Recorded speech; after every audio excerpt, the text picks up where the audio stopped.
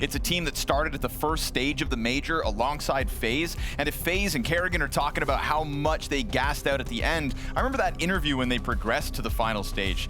James just straight up said, like, we're gonna take a day fully off. I am so tired. Yeah. Because they've been grinding and working, and obviously the player break is a great way for PVISION to just kind of sit back, relax, reset mentally, and come into a fresh season of Counter-Strike with hopefully that full gas tank. Now, all these invitations to the likes of Bounty, to the likes of Krakow, that's earned off of their major run. This is the PVISION that now gets to come back at it and try to establish even more momentum. And like you said, with everybody saying these guys are underdogs that we need to be worried about. So without further ado, folks, big game, PVISION and Spirit, and it's going to be a real tactical element coming out of the gate. Play slow, play smart CS. It's going to be a song of fire and ice with Donk versus James Calling style. Definitely a great introduction to this roster with Zwei on it. Can't believe neither of these players have died yet. Shiro and James shot at each other. A lot of patience in this game. Like 30 seconds ago, this fight was meant to be queued up. Nobody wants to be the first casualty of what could be a very critical pistol round on a very difficult T side. Flashbangs do end up going into the B site. And in that moment, PVISION start to take a bit of space. Jame will win that duel over towards the fountain in the meantime. Magic is going to pick up a triple headshot inside B. So Jame can try all he wants for that Shiro duel, but the B defense holds strong out of the gate. Well, they just got eviscerated by magixx pretty much solo. That's not what I expected coming into this exec. Nota takes that back. Donk's on 1 HP. We could see some star potential come through in this pistol still. Again, we go back to that slow squeeze. 3 kills, all magixx is afforded. Let's say Jame and Donk are even here. Tanir versus Nota, and he's brought it back on his own. Triple kill as he jumps into the bomb site. Jame tries to give that cover. Tanir with a chance to be the hero in the pistol, whittling HP lower. Fresh mag needed, double up on the pillar. Gets that headshot back to back. And it's a Spirit pistol to kick off Overpass. We got everything in that round. No way the 1v2 happens. They mistimed the double peek. I thought Tanir was going to be sitting there knowing they're going to cross the pillar at the same time. And they kind of attempted to, but it was a little uncoordinated. Gave Tanir a chance to fight back. But this really stretched out duel on A, and it felt like it was going to be a messy round. But then magixx, all of a sudden, the 3K? Right? Clean headshots playing down the B site. As Jame coming in from an awkward angle, you know, almost good for if he was playing it by himself, but they could have definitely put a lot more pressure on Tanir right there.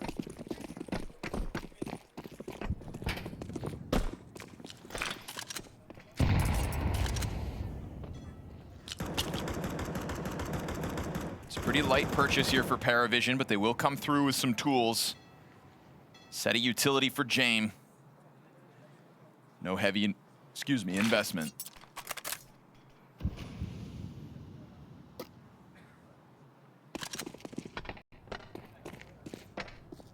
Saw a really cool, just, you know, lower third ticker during the death segment that B-Trams presumably brings into this conversation, saying that magixx is taking over the in-game leadership for Team Spirit at the same age that Chopper took that responsibility for the same organization. And I like that parallel. I think that's, you know, interesting for a conversation. Again, you know, how long ago was it where Apex became an in-game leader and we all thought, really? And maybe you think that today about magixx, but obviously the players on this team believe in his ability to evolve into what he needs to be. And so will there be growing pains? Maybe. Can we excuse that? Absolutely. But what will this roster become? That's the big question on everybody's mind. Big hit into the B site. Again, unarmored players for PVISION. The flash. But the flash is good.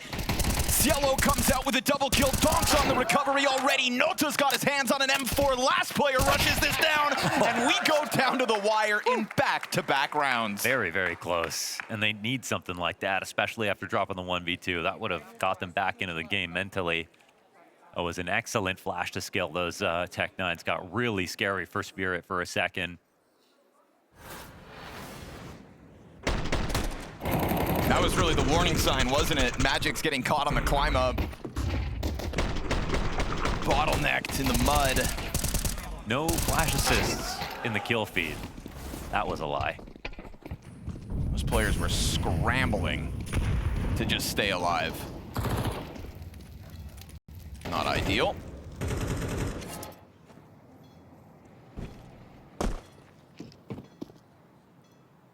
So cost-effective round, obviously, for PVISION, talking about how they come in without Kevlar 1 round ago. Look at the limitations here for Spirit out of the gate.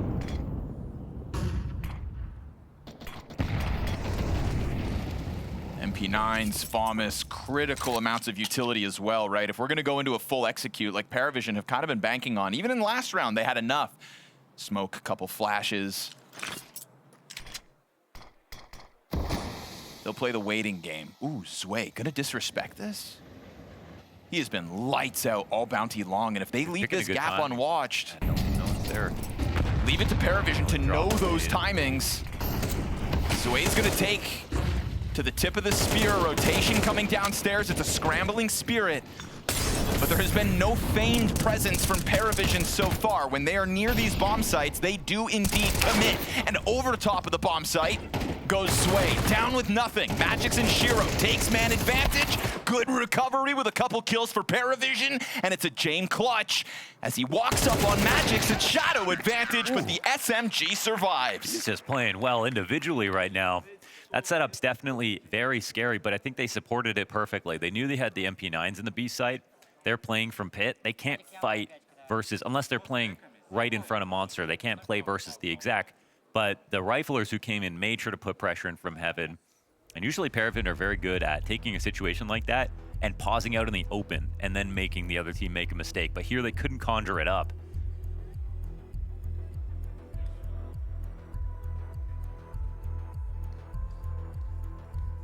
That's what always scares me about any of James' teams, is like those weird little timings, right? Like when you said, just kind of stands out in the open. You'll see like professional rosters, they won't realize someone from PVISION is just out in the open or just on a specific angle. Like he knows how to just hide in plain sight. James just freaky like that. And it's a skill that he instills in teammates. I think that's why it's always so fun to watch James work with, you know, young, malleable players. Kind of gets his hands on their minds for the game. And yeah, I think we've learned that. We don't want to see him play. We want to see him play with players that basically it's their first big. Sure. Like that's kind of just where he works the best. I mean, that big electronic signing for Virtus Pro and that team, it was never James from that moment onwards. So we're seeing, obviously, I mean, PVISION epitomize Overpass in this regard, but this is obviously also just meta right now, and it's B site is, it's so open. You know, the walls are short. There's a lot of flash potential. That's always been the case on Overpass, but lately that's been emphasized more than ever.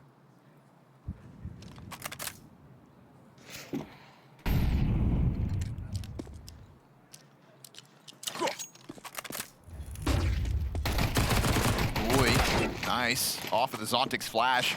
Haven't really seen Spirit get too disruptive in terms of like pressing up against Monster, taking into short play. So to see that deep peek and force the hands of PVISION to come in. PVISION don't seem afraid of this presence, but Shiro's nade drops Zway off the column. And Donk's here on the scene to just spray it all down. This is one of the least successful chances that PVISION have had towards this B side. They'll get a bit of damage onto 2 of the remaining 4, but Spirit seemingly stabilized in the face of another B side challenge. Yeah, they've clearly worked on these reactions, and what's interesting is what you say, that they're not even focusing solely on Monster. They're letting the walkouts happen. And PVISION, meanwhile, they might be relying on some kind of close early fight to help them overwhelm in B.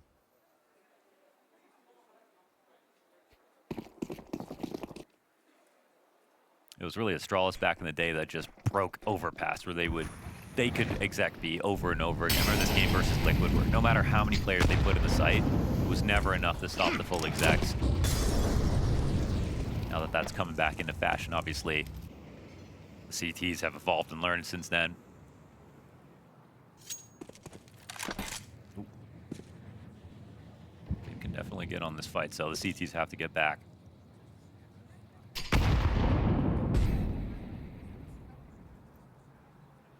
For a different angle, you better be careful, James off. there to challenge if needed, but quickly dismantled.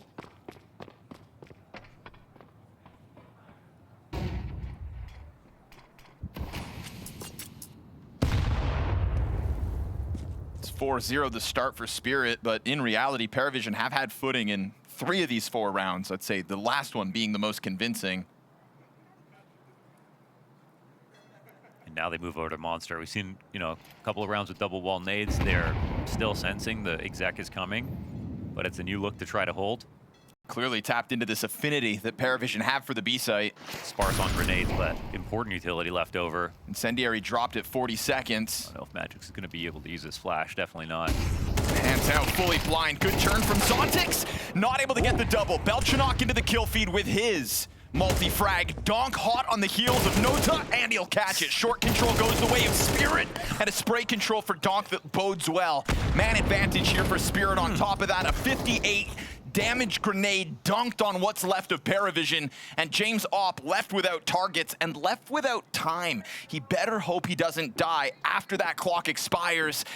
Ooh, he scopes up, so now they know he's there. They surely want to take a peek. They're gonna try it, but Tanir loses track of his position, and James able to hang on. Time expires in the face of PVISION's 5th B-site challenge. Dude, we see a new look to try to stop him. This time it's a double monster setup. They get the first kill without dying. The double from Belchanok's beautiful, but this, like, after Donk shoots a bullet and gets spotted, you would never think he would try to run out into that duel. And like, the T that's waiting for him, you gotta give him the edge a little bit. But because it's Donk, like, you gotta get used to that. He's 1 of 1 when it comes to taking a moment where it feels like you would do anything but be aggressive and then make that the best play.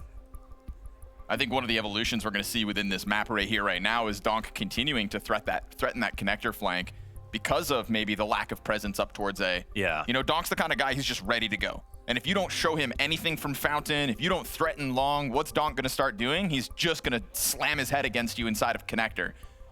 And titanium skull, so we've seen. Here's the first instance of that. See if PVISION adapt in any way. Yeah, be pretty scary if they can get blown out. And the thing is, they've already started out with so many B plans that have all, I mean, the early ones got close, but that's it. So James keeps this off. They buy up behind it. Sways the AK.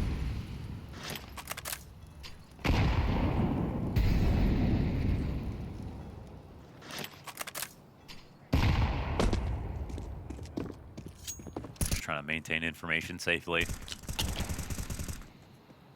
There's a lot of gambles that happen in the B side because the double nade towards the wood wall is just like a game winner if you pick the right rounds to do it, but it's totally blind. You never get vision over there.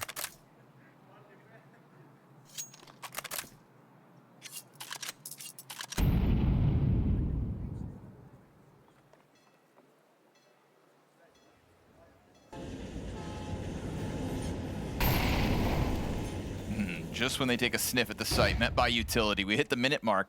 And, you know, I think this is kind of what I was hoping for. Just a little bit more around the top of connector. Again, you're looking for Donk overstepping that boundary. But Spirit seem happy to just sit back for a second. And within that lack of util here towards Monster, now we're going to get this walkout. PVISION coming through without really announcing themselves ahead of time. magixx to try to hold off the short side. Smoke popped open. Zontix taken down to a quarter HP. Things starting to feel uncomfortable here as it was momentarily understaffed. Tech9's come rip-roaring through. It's 2 headshots with Tech9's. Donk here to stop it. He'll bring it back with a double kill, but James Opp finds its target. And just like that, PVISION with less find footing inside of the B bomb site because for 6 rounds in a row now, they've hit it. Yeah, and Tanir's got the op to take back to Shiro next round. So actually, Tanir made the rotation back to A. They did it without seeing anything. And PVISION are a team that are going to stack. They're going to stack. They're going to not give you info. And the thing is, if they don't go A at all, like they don't even clear things out, you still have to, unless you've pushed yourself, assume that it could be late. And that's why I think Spirit kind of trip over their own shoelaces here and they go, well, it's just not going to be B 6 times in a row, even though they didn't have the information to do so because, again, PVISION, hard team to telegraph. PVISION, the kind of team that will go B 6 rounds in a row. 6 rounds in a row, the most unlikely. In fact, every round they do it again, it becomes even more unlikely. And yet, they'll just keep going. Here are those Tech-9 entries. Not the first time, and probably not the last either. Oh, sway. That one was nasty. Yeah, we were, obviously watching Donk, who actually had a line on his targets. We see Shiro go down. I'm thinking, how? But straight up through the smoke. Spirit, no, this is a big opportunity because it was just a saved op that was brought into this with a nice force behind it. That's classic James fashion, right? Make more with less. Find those kinds of rounds. Put the squeeze on you. And right now, obviously, James' team is just brimming with aimers. Those Tech-9s continue to find headshots in multiple rounds. They made a bold roster move, right? Because AW definitely showed his value. Yes, his clutch factor was unreal. So it was kind of, I would just want to say, a brave move to swap him out. But Sway also did show us some potential in his final games. And even more so back at Austin, when he was being utilized in different roles. I think he's not going to replace AW and play the same CS. I think James, somebody who knows how to get the most out of his players. We've seen those evolutions within PVISION even since Budapest. And look at Zway's performance individually so far at Bounty. Lights out. One of the best players in terms of rating. Oh, Zello's actually got a timing. I mean, Donk has to turn around, but he just full cleared that for a second. And he won't get away. Nice shot, Belchinok. Over top of the party ledge, Donk goes down outside bathrooms, and that bathroom's gap is now going to be used by PVISION, taking their first real look towards this A site. Another duel caught out in the open. They caught two great timings by moving quickly. It was off of Zella's info, kind of both times. Smoke towards dumpster. It's interesting, though, with they're not out of this round because they have top bathrooms control with the op. So they're kind of surrounded whether they realize it or not. And they could push into Shiro, but they might just give a kill back. Oh, missed shot from Shiro. Uncharacteristic. Flash bounces behind him. Challenge flying over top. He's ready, but a missed shot again is going to cost you. Players on the bomb site. magixx takes refuge behind Optimus. Bomb is going to be trying to be planted, and he'll stop that. Just another chance. Tons of damage done. Zontix trades out. Fire to the left side. Threats lie in head. And with a bit more chip down towards Jane, he just can't escape it. That squeeze onto the A site for the first time this half nets them their second round win. Yeah, they get the back-to-backs, and this time it's going towards A. So right here, after Don clears it, that's right when Zello walks up. This gives the info to Belchinok, and then because Zello was unspotted, he just continues walking forward. Tanir looks lost, and it's because it looked like they're just in a really, like a slower default, and they got lucky timing on Don. It was anything but. I think 2 rounds now where we see the power of just kind of poking your head out of the top of connector. Whether Jane was watching it a round ago with the, or 2 rounds ago with the op, and now this chase from Ziello. Finds himself working through connector yet again. No resistance as Spirit come through. Obviously, first save of their CT side. Now, this is one round where you might not see PVISION scout at all. So we've seen these previous rounds, they don't scout and then they go B. But because they're going into potentially a stack, this is a round where it might be valuable to do so, but they are just going to commit to be Spirit or believing they're doing this too. It's a MAC-10 in the front of it. Unlikely round to win, but Donk will give them something to think about. That Desert Eagle headshot hits at a minute 5. Double nades for Donk. He'll sit here still with 1/3 of his health. Looking for another, but they'll swarm, slowly putting that squeeze on. Just pausing for enough of a moment to figure out where Donk's peak comes through. And now Tanir 1v3 USP only. It's gonna get dealt with swiftly.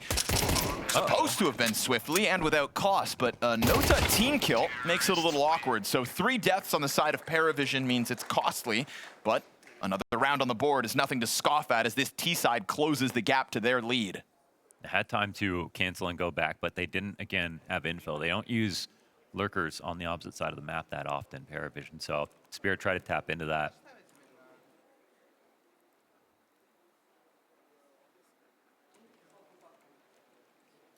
3 kills on a round like this is pretty successful, but getting 3 rounds on T side back-to-back like this is also successful.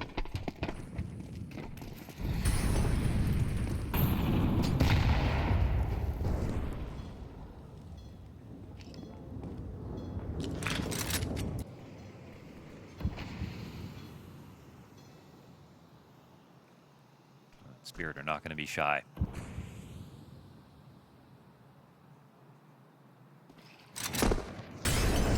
Overpass can be very dynamic. You can defend Con from playing short. You can defend B from playing short. Caught off by the angle. Tanir picks the perfect spot. And an unlikely spot again, just based on the trends of Spirit. Feels like the second time they've kind of prodded into short control. Second time it's gotten them a kill. Again, you got Zello looking for Donk, and then it's other targets. And this is where you're really tempted to go B, because you don't need 5 for the full exec. Now this is where you might feel, well, this is pretty obvious that we'll try this, but at the moment, Spirit haven't overstacked the site.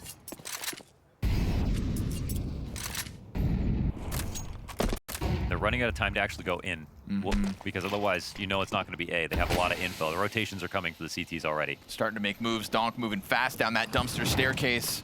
Zway's not been given a target just yet. Smoke towards the barrel. Zontic's ready to go, and Tanir just comes out through the smoke. If only Zontix was able to find something. Donk comes out from the side of Graffiti, but they've lost track of magixx. He's going to stop the bomb and nails the double kill. It's massive rifling rounds out of magixx, man. I mean, straight from the pistol, he's having a great game already.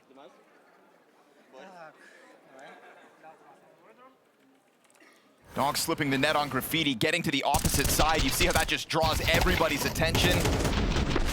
Zontix popping up from the water, killless. You think, okay, that's our barrels player, but one extra anchor added.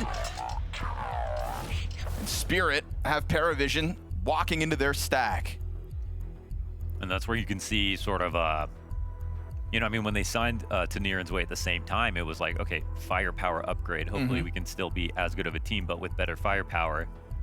Now it's still a similar line. They Chopper for magixx, and now it's, can they still be a good team when they try to go for a little bit more firepower? We know with magixx, he's kind of just this like secret X factor, right? We see the finals performance that we had at Shanghai, and you know that wasn't even just one map. That was a series. Yes, sir. And it shows you a ceiling that, you know, it's really tempting to think like, is that going to be our secret win con when push comes to shove? Because we have seen Chopper seize up a little bit sometimes in very pressured games. Damn, 100% headshot accuracy on the kill. Yeah, you can feel that too. Yeah, that's 100%. Pretty impressive. Ooh, well implemented boost. Zello's been having a harder time getting into connector lately. And he's been sent on a mission to clear this out, hunt down Donk.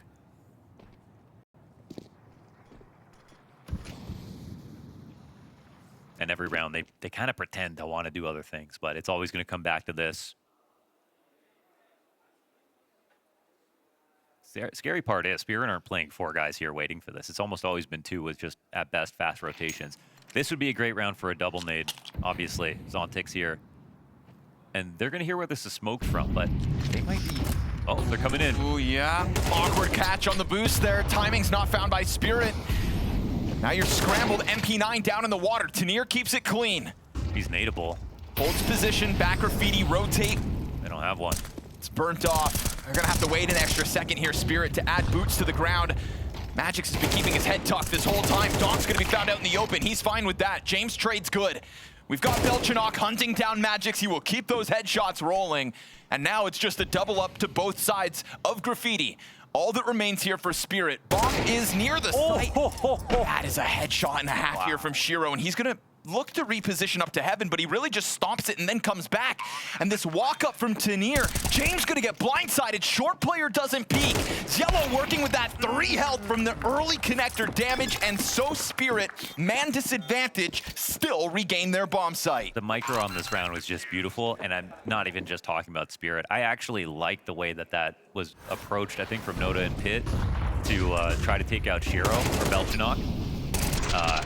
That's a fight that's great for him. He recognizes that Tanir was on the other side, But as soon as Belgian gave Shiro a little vision, of course he hits the op head shot.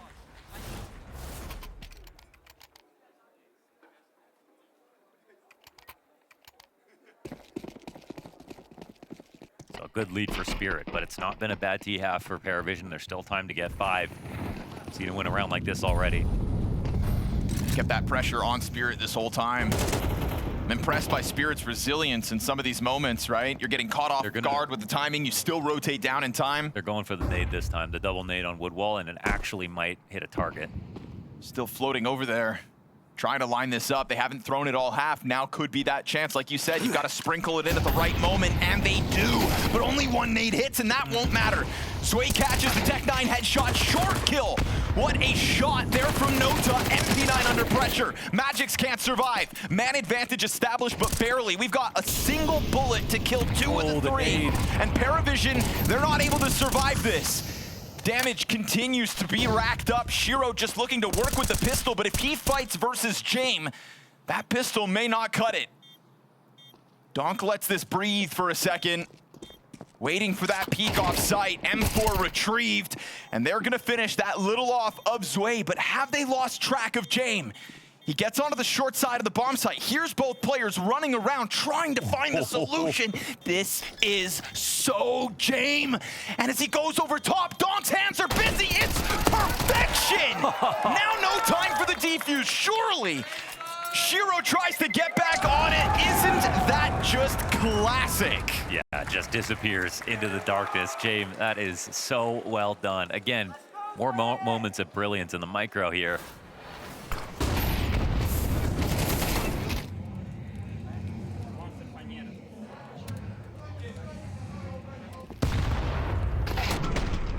Wow, and with the HEs that came in, I was like, sure they were going to stop the plant.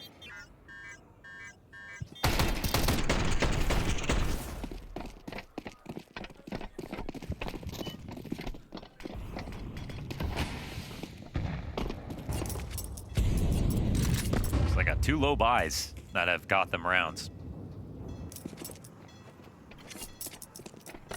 So put a bit more pressure on Spirit when they get the T side.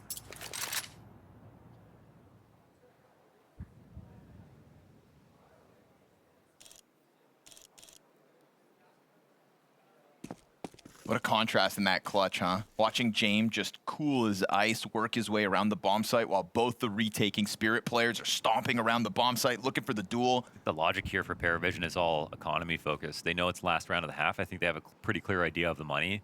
Now they want to take it to A where they specifically know they have huge advantages. There's no op to stop them. You can see the MP9 buys that have come for Spirit.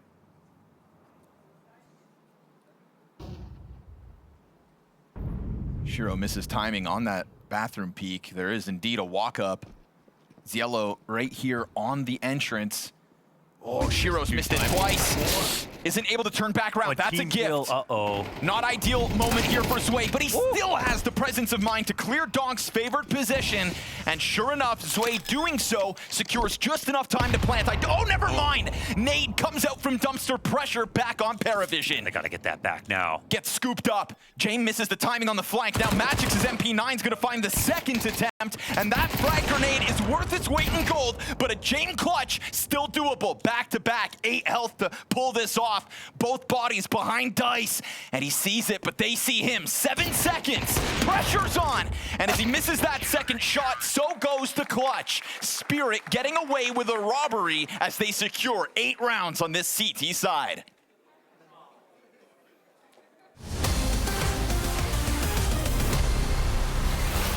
Linus springs his trap, but he's left as the last man standing. That was brutal for FaZe. I can't believe they get out so cleanly. It didn't... Yeah. Someone call an ambulance.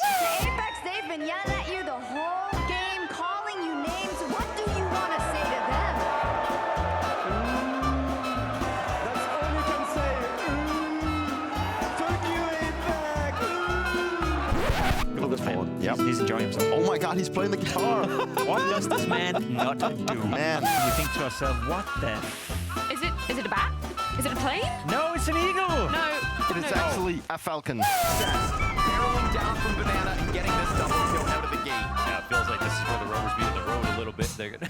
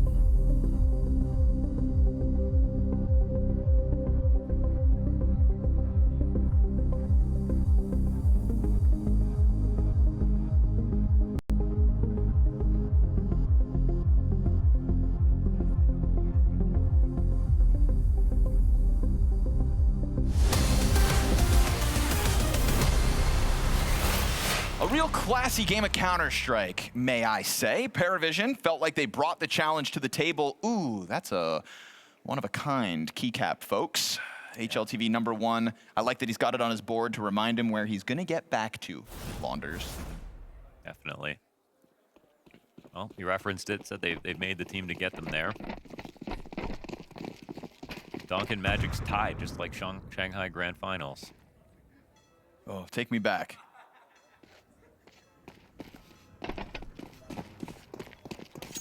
That was the most absurd thing ever, because Donk still had like slightly better game. Yep.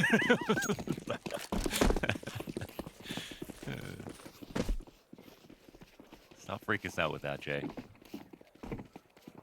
Creepy crawlers up into the bathrooms here. Spirit gonna take a real look at this A bomb site. James, for the moment, very much alone. Zway's gonna come rotating up. Zway, who is kind of struggling in the kill department. 4 frags to his name coming off of that first half. Couple critical kills.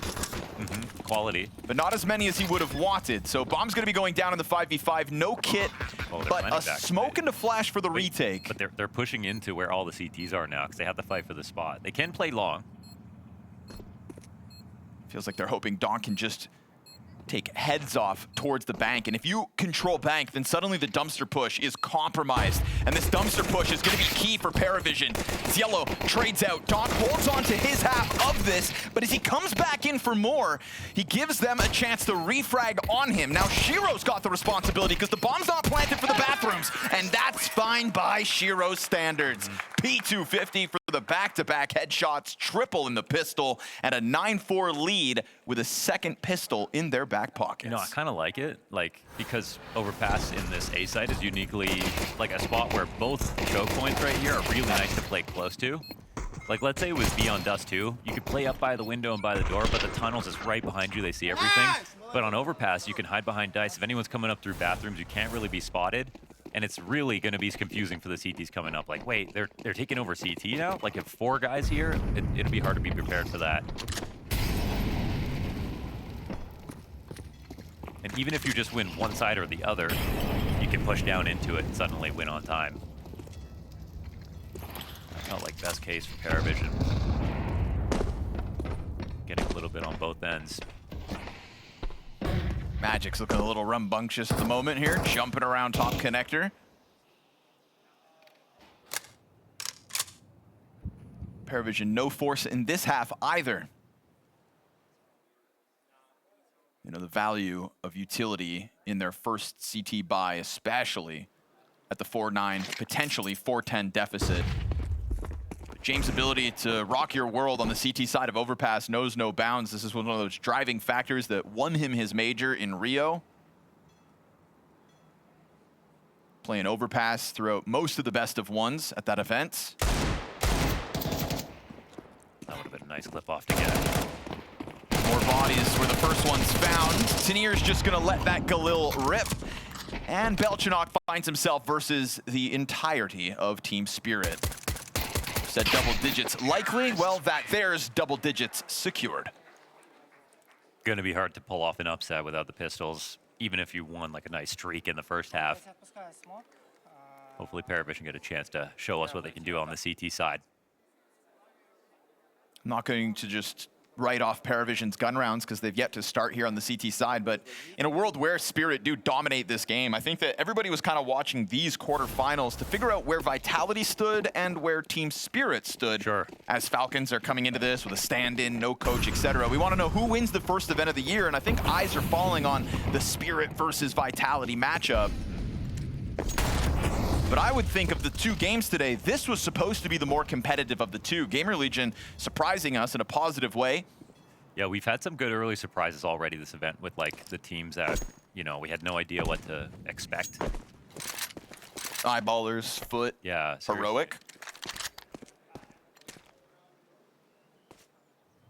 We, I think, had high hopes for PVISION just because, you know, if we go back to Budapest, this is a team that kind of put themselves in the front of that pack. Yeah. If Eyeballers are going to have a great 2026. They weren't even at the major, yeah. Exactly. So. They're kind of starting that journey that PVISION are very much clearly a couple of steps ahead of them on. But first gun round, and it is a man disadvantage to have to deal with. Well-timed boost, and Tanir keeps it clean with the Galil. On the reverse, you know, from the CT side perspective, you can boost up and wait. On the reverse boost, though, you have to pick just perfect timings, and that was just a good example of that. It's very cleanly done from Tanir, and he's got the cleanest scoreline so far on Spirit.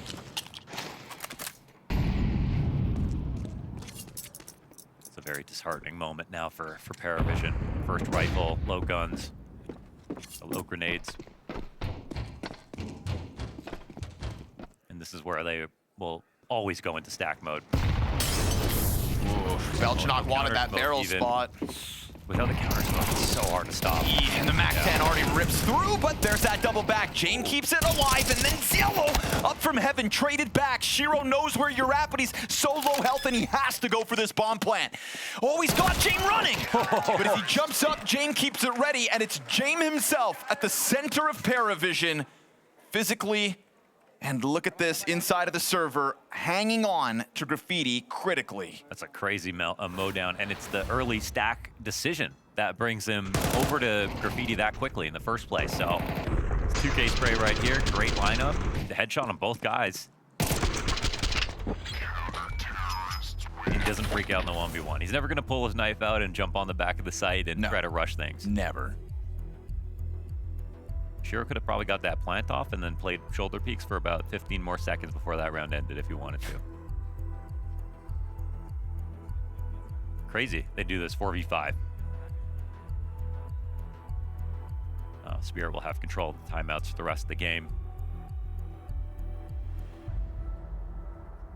I want to take a second to appreciate our new bounty trophy. I think it looks pretty damn cool. It's got inspiration from Austin with the engravings on the front of it. I don't know if it's actually pink and blue or if that is lighting, but that's, come on. That's pretty gorgeous. Blast has made worse trophies than that. Oh yeah, definitely.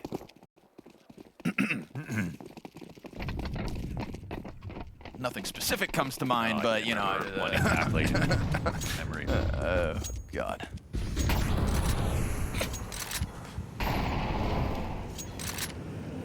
Oh, it's so 2023. A bit of a bonus round in the last one for Spirit. They were coming into that with Galils. They still have a couple. They buy everything they can afford here. Round 16. And again, you don't want PVISION being given a chance on an early CT side to find footing.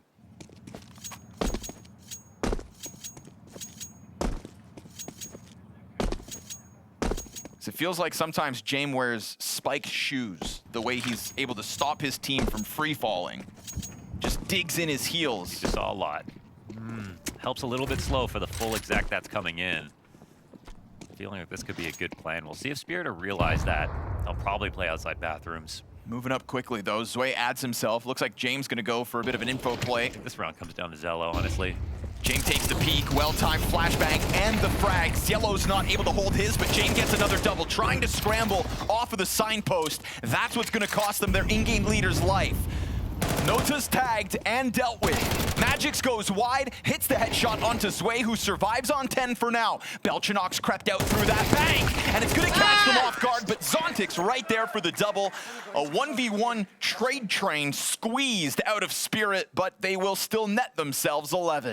So we saw James get vision, but they didn't have any other players there. There's no way to deny that from Spirit, because even though they spotted 3 on long, Spirit had already pushed up short bathroom. So they did like 70% of the job clearing things out. This play was key, obviously, from James, but unless Zello gets 2, he can't really help stop people from rotating in. That's the really important part. And his position would be obvious. It's a really strong spot. You get shadow advantage, and you have the inside of bathrooms to cover you, but you still have to get 2.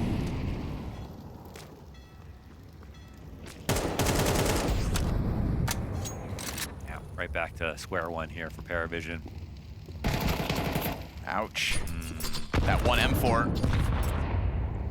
Time to get a little weird here, right? Belchinox tries to fund Yellow's hero moment, and instead he's down to 59 health out of the gate. PVISION know that they've got to do something desperate, but their desperation is always still calculated. Everything about James' teams tends to be calculated. But they're not idiots. Obviously, they know this game is nearly done.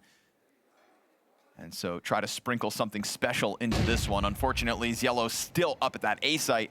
Looks like he's starting to scramble down. We'll see if he can get to the scene in time, whether these pistols, unarmored, are able to offer any kind of a stall. He won't even consider waiting, just throws himself into the mud alongside all the others. And they are in anticipation of the all-in from Spirit, which is indeed exactly what's about to come inbound. You'd think no chance. You'd think. Zello gets done in by Donk. 2 taps over the ledge. M4's gonna change hands. USPs go wide with 1, but it's Shiro over the top rope. Flashbangs being eaten by their teammates. Not ideal. That thing gets sketchy. And yet still Spirit come out with a 12th round secured and 7 map points ahead. It's even jumping up there on default. Like, knowing that CT is clean, like how advantageous that situation gets for the Ts. You can have 2 backpit players, but you have to protect them. They can really do a lot for you, but not if there's no one up in heaven, no one in CT to stop the Ts from walking up on you. As this game goes on, I think take a second here to appreciate Tanir's performance tonight. 4-0 in terms of opening duels. Keeps finding his moments to just sprinkle in. Him, Donk, and magixx all tied at 17 frags, so it's not even like PVISION are just dealing with the Donk show. They are totally avoiding James' only information on A. He's really expecting them to walk into this, but he actually has no idea they're up here right now. And even worse for James now, his support goes down. My goodness. Insta blindside headshot. Really nice put together round here by Spirit. It's the perfect call for the very last setup PVISION seem to have to offer us. I mean, it's pretty much a wrap if they just smoke CT. And when the desk was emphasizing aptly the battle of the in-game leaders that was meant to go down tonight, a beautiful call in the final round of Overpass where PVISION's challenge comes up flat, bodes real well for this new look Spirit. Well, there's a lot of talk about how it's Hallie's system and magixx just has to implement it. Well, magixx's individual level has looked excellent this evening, tying that of Tanir and Donk right there amidst the best of Spirit. And on top of that, you get a masterclass counterplay to put this one on ice. Team Spirit coming into this quarterfinals looking excellent tonight. In the battle of the X's, one is looking a whole lot fresher here on this map of Overpass. Spirit coming out storming in their first LAN map. Last time I checked, magixx isn't. Mohan, I thought we'd have a competition on our hands today. And James tried to do it with the clutch factor and a solid T-side go of it back on Overpass. But obviously when Tanir's dropping 2.11 ratings on you, 5-0 in the opening kills, CT side was not easy to get through. I mean, he was just alone. Dominating them on that half. For a tough team like this, it's exactly what you want to see for Spirit, for sure. And now, guess what? They're going up against another Spirit CT side, but this is of PVISION's choosing. Utility here in the A bomb site, currently occupied by Shiro. Disruptive util over towards ramp, right? Smoke in front of Tetris, a flash to kind of stall things out. And you see how that bottlenecks 3 of the players on their push. The Berettas end up finding 2. They can't clear them out clean. The answer is already back underway though. Yellow's got you pinned against the garbage can. And Tanir is going to go down empty-handed here in the CT pistol. But you've still got Donk in the mix. And he's going to pressure that bomb plant. Gets away with the headshot, but he'll need the next 2 frags as well. Don't put it past him. Smoking a flash, 2 players in front. But now that they hit that gush, it's done. And PVISION will win their first pistol of this series. Yeah, that's actually so important again because, like, it's got to be an upset. The Overpass, the more slanted a map is, the more the pistols are relevant just for like getting into your good side and winning rounds easily on the hard side. And just in this series again for PVISION, they're going to have to rely on it. We saw how strong Spirit were in basically every single situation on that last map. So nice response. It's a 3v5 for a second. They get back into it. And they get to Tanir on an auto shotgun. Yeah, why that the hell not? Crazy second round buy on a round after losing the pistol. Makes sense though, sitting inside B site with it, just in case they were to swarm. And this is the new PVISION. They don't wait until the whole round to make decisions. Here's a quick exec. Flashes come after the fact. There'll be no retake, surely, but maybe they can try to see if CT gets taken over or something to look for a mistake. Well, they have him boxed in, actually. magixx has an MP9 on the flank. Yeah, I mean, honestly... There's actually, yeah, there are room for mistakes right now. Rack up costs, perhaps, and again, well-timed flank. If all of a sudden the attention is drawn towards site, we'll see if James gives up this idea that the flank is coming. Oh, and magixx turns the corner. Yep, it's a matter of timing. That flashbang just got James to turn. 3 players in front of magixx. Oh, good on James. That was the longest period of time that he hadn't checked that flank, and it's exactly as magixx starts to put that pressure on, but James still has the presence of mind to hold it. Little upgrade was what Noto wanted, and he's not going to get away with it. Yeah. So double Galil and an AK-47 held on to by PVISION, but a 2-0 start, really all they wanted. And James and Nashir will have his pillow. He better. They've got that synergy. Leave it to James.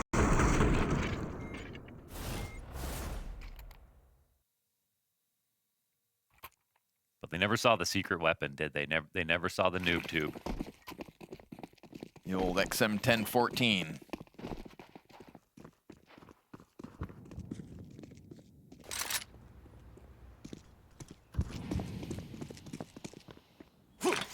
Beyond that auto shot, he's still a few threats. There's Kevlar across the board for everybody except Tanir. That's kind of funny. Right?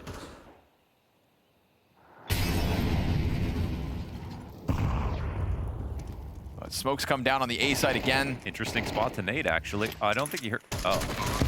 A little too late, unfortunately. Yellow down to 5 points of health. Finds refuge in the back of the site.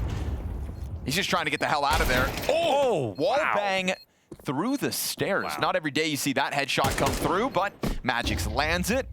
trade is instant. Retakes underway. Again, Tanir, no Kevlar. The bomb is not planted for all of the players on PVISION over towards that ramp. That's true. No defuse kit here for Team Spirit, so that's going to cause a problem. Looking to just keep these players near the bomb site and rack up, again, a cost. But it's still 3 rifles, just like last round, to get away with this. PVISION going up 3-0 at the start of this half. And Team Spirit, again, keep majority alive themselves. That was kind of a crazy plant choice, with not having CT control and just smoking it off. But again, confident in their hold and unlikely that there's any kit on that round. They're right about that. Yeah. Nice. This was not. Wow. That's ridiculous. He said, I impressed me.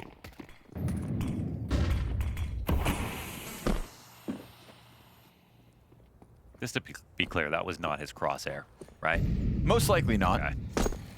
I mean, you might have it on a bind, and then when the time, Blast kind of locks in the player crosshairs. Oh, yeah, he trolled him. Could have had the bind on. That adds up, considering the person. Hadn't executed his... But I think it was Naf who's now playing with a follow recoil crosshair. Yeah, I think I heard Harry and Hugo talking about that yesterday. One more for the club. Yeah, you've got that on, right? Yeah, I've played that for almost a year now. Me, Blitz, and Naf. Good company. Thank you. 3 IGLs. Imagine Naf calling. Sold. So what do you guys want to do this round?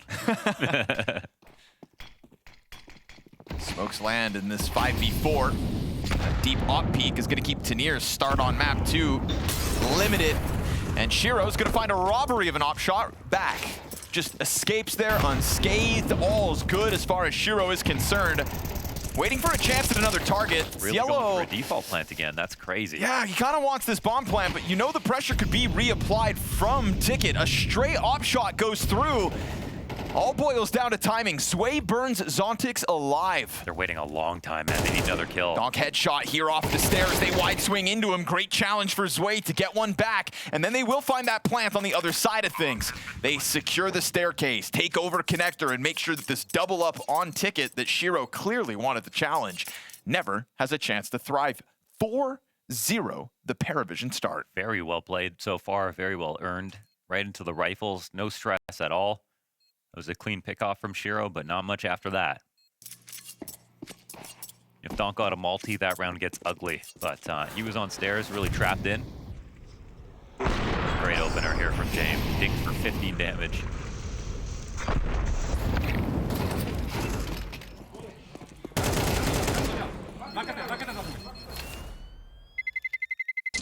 Terrorists win.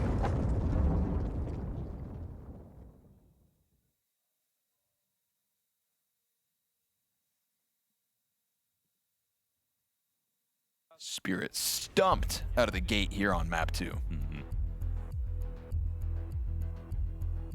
Nothing fancy. It's full A exec. I was gonna say, it's how Jame is this? We go One site. 10 out of 12 rounds back on Overpass going to that B bomb site. We switch over to Mirage and we're gonna go 10 out of 12 to A site now. Well, we'll see though if it's 5 in a row or 6 in a row. Yeah. Right.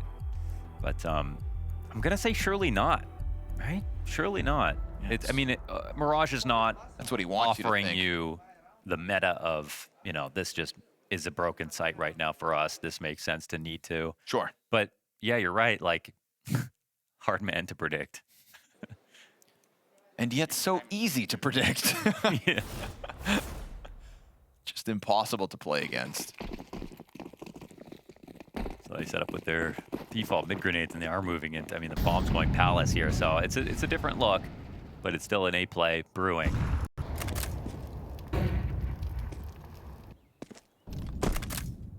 It's the spot where they want to try to run out on Tanir. As soon as they find out someone's here,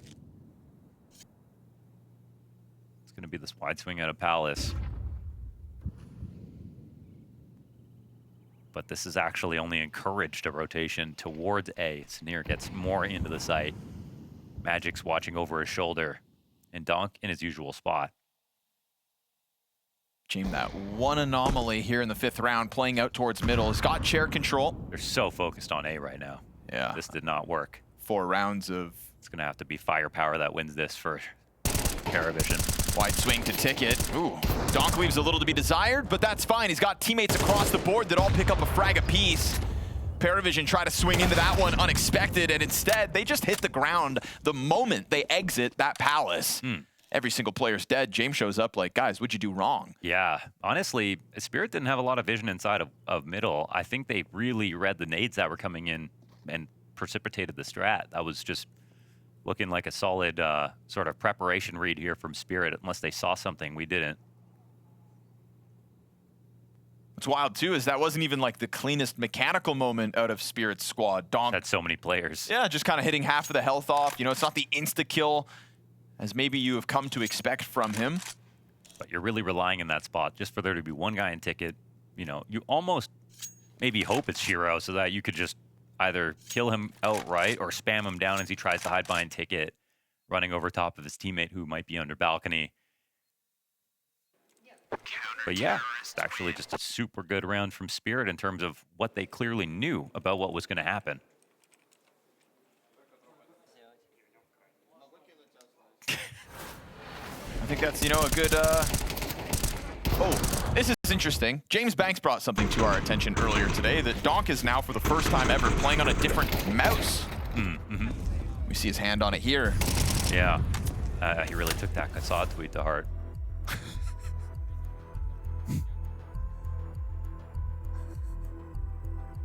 My mouse is black.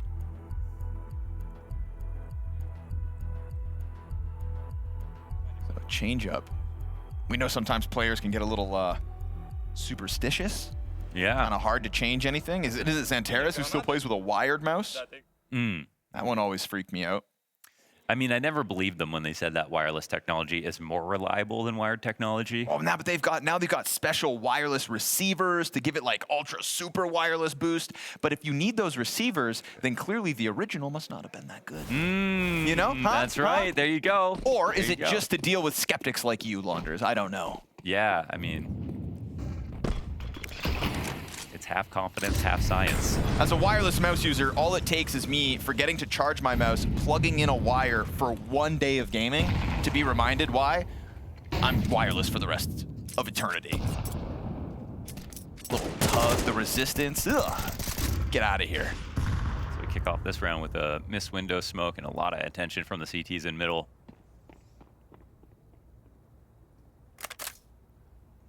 They're presetting the bomb towards A. This is a lean. That's gonna be it. Oh, that could have been a free kill. That'll probably be a little scary for PVISION, though. Although up on the line, seems a bit wide though for Jame, and Shiro's patience just gonna sit here. He's got an infinite well of that. Battle of the Oppers that we thought was queued up kind of fizzles out, and Shiro, missed his chance as the nade gets chucked back by Nota. 2 big misses. Looked like for sure Shiro was going to find that timing, but missed opportunity, man advantage, PVISION, and a real chance at a 5v1 if they can just hang on to this. Okay, well, Tanir playing up here, he knows it's scary, because if they get up connector, he has to push into Palace. Ideal situation for him is he takes out this Palace player and has also a point to escape. Smoke's about to fade as the connector players work their way up. He loses his duel. Pressure on Donk. Stairs player served up a distraction. Crazy Donk that stays Donk's tucked here. in. Okay. Sway hunts him down. And the head-to-head between Sway and Donk right now. Sway's the way of Sway. Zontic's up the tide of Ticket. Trying to keep this round alive, but he's taken so much damage. They've lost control of Sway's push. He's going to find himself another freebie of a frag. And the fallback here for magixx, as this PVISION T side, right? We kind of raised an eyebrow when they decided to start Mirage on this half of the map. But this affinity for the A site has gone swimmingly so far. Yeah, we'd have to ignore the 2 big misses and all the map control that Spirit had, though. Shiro was very careful about how he approached both those fights and nearly got top mid kill. Went for a push, nearly picked off a rifler without Jame actually covering him while he was switching grenades too. So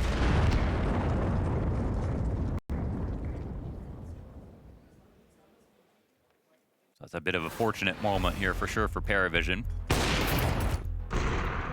but certainly one that still could have been lost if Tanir lost this duel in Palace.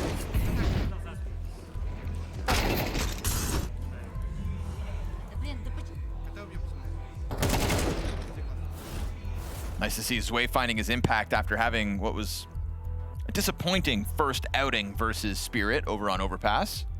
Again, he had a couple of critical kills, but quantity just wasn't there for him.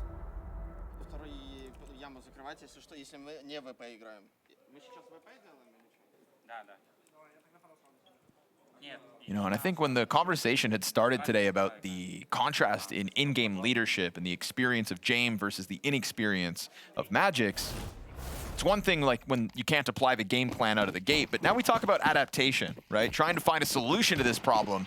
And we're just not sure yet if magixx has that ability. Yeah, I mean, again, barring that last round, there's 2 miss window smokes in a row here from PVISION. On James' team? And then, yeah. Might not ever know. There we go, double off adjustment comes through with a swift 5v4. Yeah, and they tried to use James to lurk in the middle that previous round for the Palace walkout, and this round he dies, so they're actually just going to abandon it totally.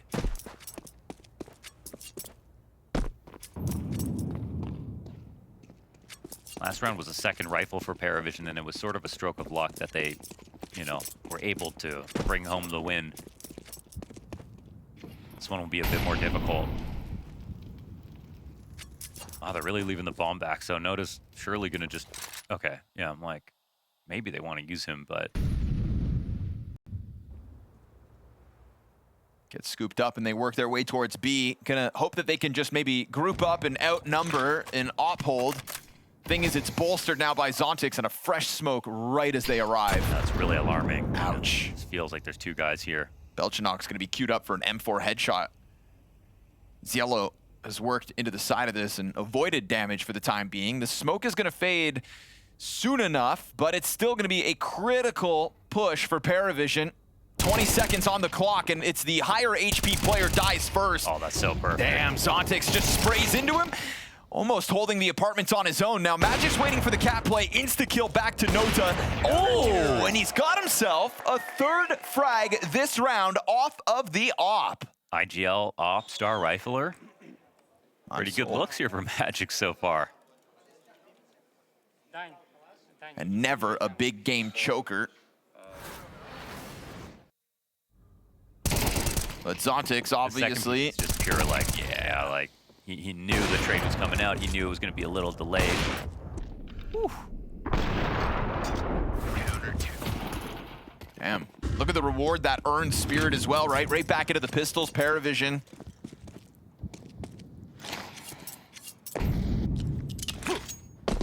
For a game that's had a whole lot of action towards the A site. We find ourselves with pistols clumping up towards B. Oh, perfectly timed. And if you thought you were gonna see that second op again, you are wrong, right? In a world where that op was still here in the hands of magixx, maybe this clumping behind the smoke could pay off. But because he has his M4, he's afforded a spam on timing, and look what it nets him. That's all the wind out of PVISION's sails. Yeah, totally. No, it's just going to be a really uncomfortable save situation. I mean, they're going to have to obviously go for it.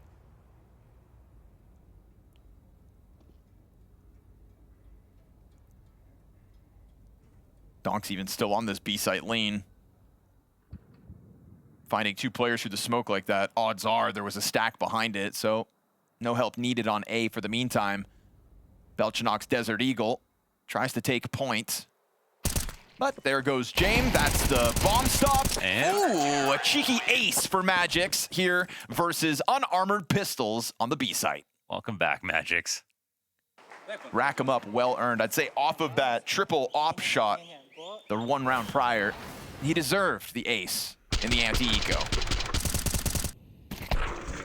The interviews were never going to get serious, magixx, but you know, as a player, especially now as a caller, there's going to have to be moments where I think he sheds a bit of that personality to like really bring home a game or like make a call that he needs to make everyone listen to. And my first thought was like, is that going to be at odds with his personality? You know? but we don't have full insight into how much he leaned into that just as an anchor before.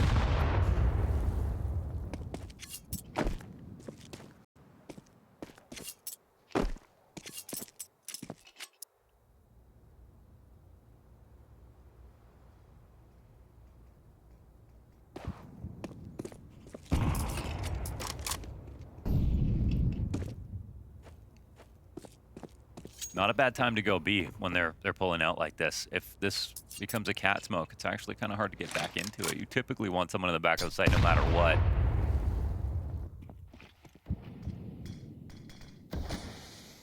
And they seem to keep a good read on what's happening, but...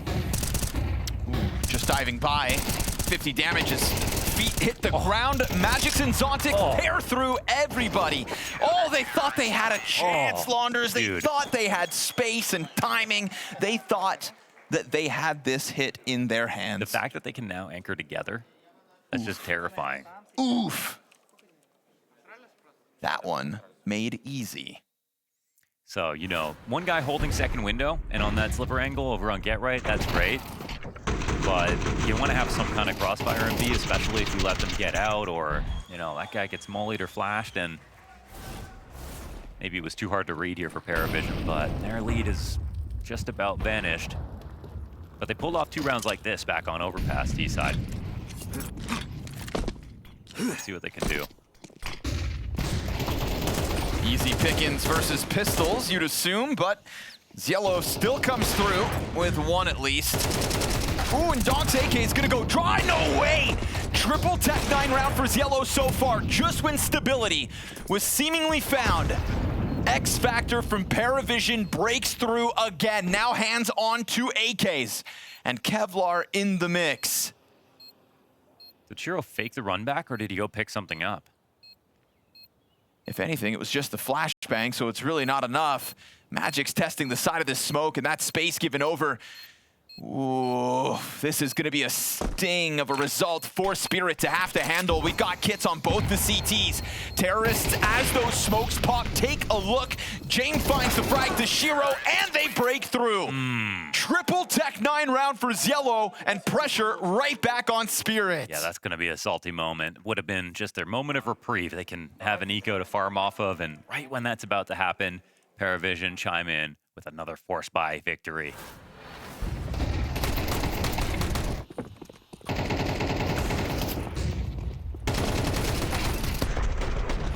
Did they even miss their stair smoke, or?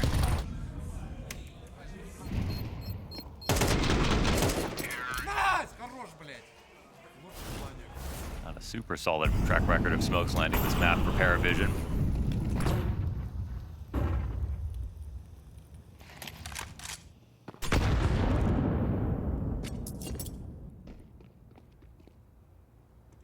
Finds timing. Oh, that's nasty. That is disgusting. Triple flash assist with the side of it. Belchanok's going to try to keep the round alive with a challenge into the apartments. And that's just a quad kill queued up for Zontix. On for the ace as Jame approaches off of the catwalk. That is 5 in the gun round. And as he went down empty-handed alongside Donk on the stairs hold, all 5 made easy in the follow-up. Mirror swap. Middle swap. Middle swap. Zontix. Ooh, baby. Follow recoil. Got it on, too.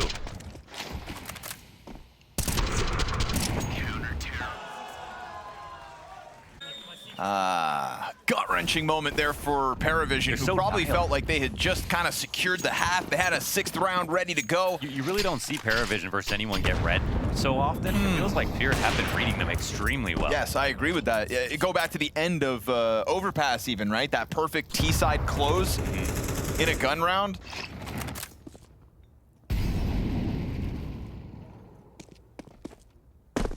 That's always been the thing people say about James teams. You know what he's going to do, but you can't stop it.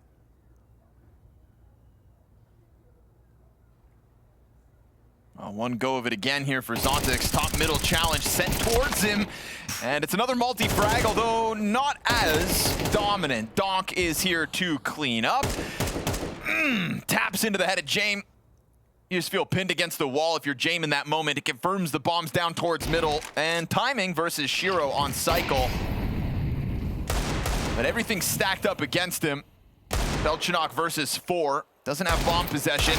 And very quickly on the scene is Donk. So tied half at the end of this one, but a great challenge comes out of the gate for PVISION. That was once a 4-0 start. Spirit clawed it back.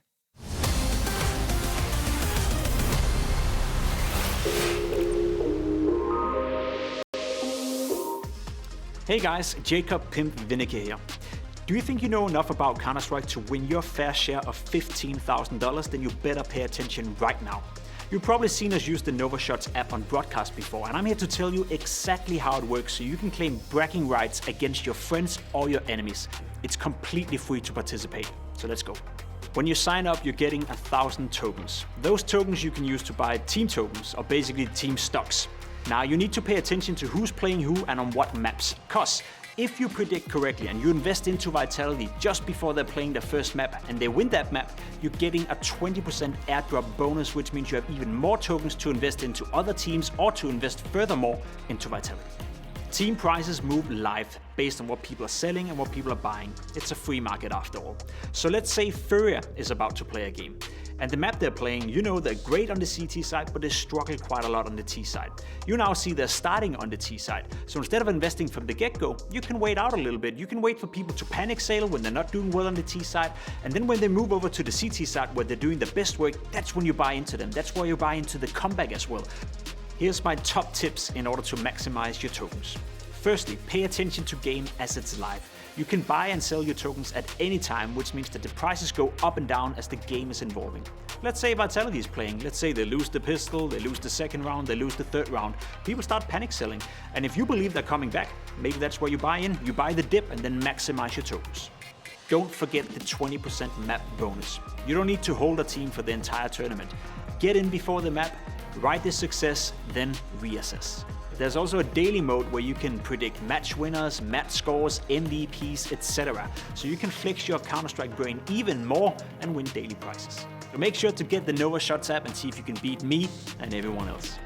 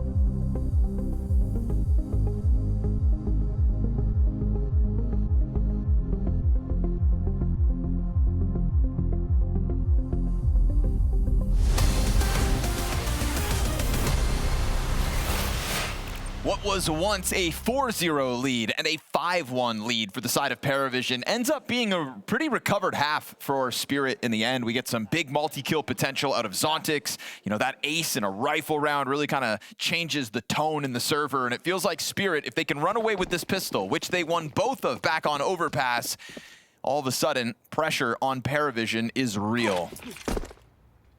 Execute into the A bomb site. With Nota up on top of Palace. A little bit of ticket support in terms of Belchanok. And everybody else trying to scramble over. James got an open line. Back turn to the Berettas. That is a deadly decision made here by Spirit. But the recovery is still underway. Shiro's P250 in another pistol. Oh, gets executed by James on the blind side. magixx 1v2 with 1:15 to play. 14-5. I don't know if there's a better guy to put in a 1v2 right now. Yeah, he doesn't have the health to do it, but it is a pistol round. And at PVISION, it's going to be a situation where they gamble. They've got two together.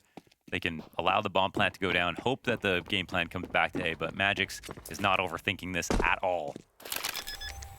He's moving with conviction. Whoa, whoa, gotta get going, actually. This kills time. Every step forward. magixx decides to play it back into the apartments. We'll see if PVISION are concerned about any kind of market presence. No, they just go stomping. They don't believe he's here, or if he is, they'll just try to trade this out. They know time is the critical point on this one. But magixx has to walk back. Just assume they're faking. They're clearing everything right now. James got the wide angle, and again, magixx 13 health. He's got to win this duel. I mean, he's playing this one down to the final seconds. Now he's got to clear off the diffuser. So close. 5 HP from 39 to 5. And if that diffuse gets stopped, that round is magixx's. Yeah, that was actually played as best as he possibly could. Read the no-kit situation, held for so long. That James gave up. Right? You got James to give up on his idea. And usually when James has an idea, he gets locked in on that moment. He second guesses it. James almost died. Valiant effort there for magixx, but it's going to be both pistols, PVISION here on Mirage. Force buy out of Spirit, bolstered by the bomb plant. Triple Tech 9, double Galil. That's what they'll have to try to upset this early CT momentum. And they're able to get themselves towards win. Oh, very awkward. Cielo goes down with nothing to show. Spam through the connector smoke. James' challenge out of the window does bring one back instantly, but it's a 4 versus 2 plus further damage now for James. What's just happened? Every fight was one that PVISION wanted, and Spirit somehow make this a 4v2 before a minute 12. Plant's gonna go down. No chance to win this round now for PVISION. That's it.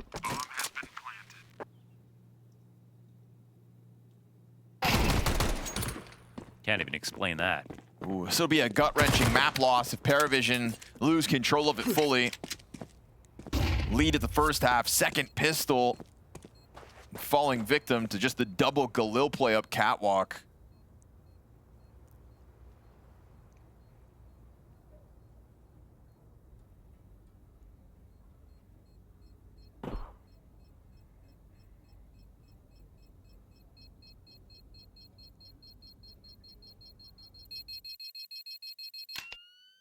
Takes confidence from PVISION to challenge Team Spirit, picking their opponent for this quarterfinal. We thought they'd come in with a game plan and maybe try to out-mastermind the likes of Spirit, but it's one thing to outthink them, it's another thing to out-frag them. Unfortunately, right here on Mirage, the fragging's making all the difference once Spirit were able to take control of this game. Tied up at 7. But economic pressure here for PVISION as pistols make an appearance. And a few bucks saved from Spirit.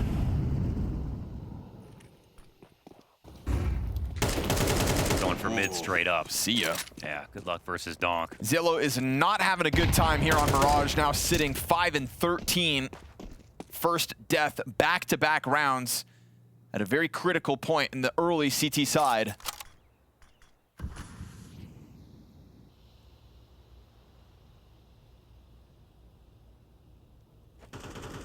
Uh-oh.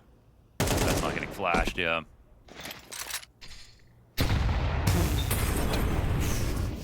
I like that philosophy, though. If you can't outrun it, just stare at it. Yeah, that was homing.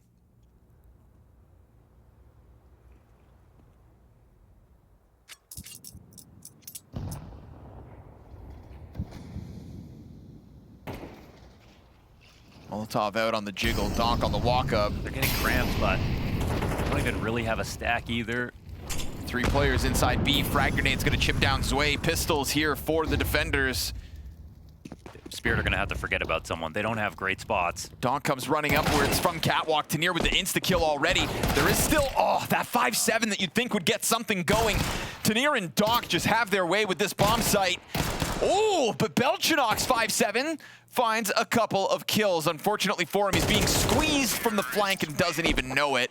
So magixx makes sure that his fun ends with only those 2 5-7 frags. It's when James spotting, he's got his smoke out, and or whatever it is, and he's falling back.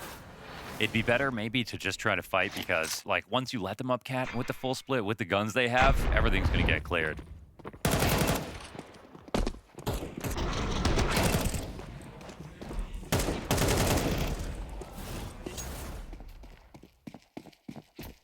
And there goes the lead.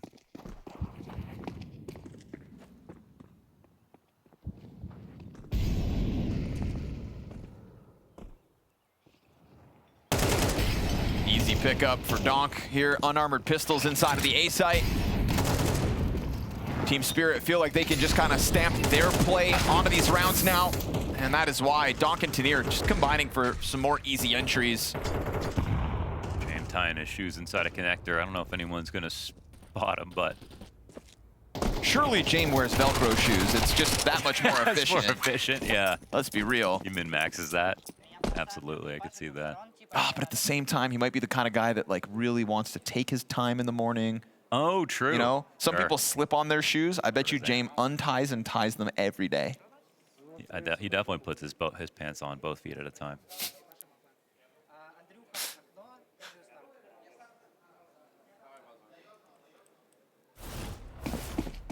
Meanwhile, magixx in the Crocs. No underwear. Coming in commando, 15 and 6. Yeah, I'm the leader. I can free ball now. By the seat of his pants. Gotta feel the game. Go with the flow.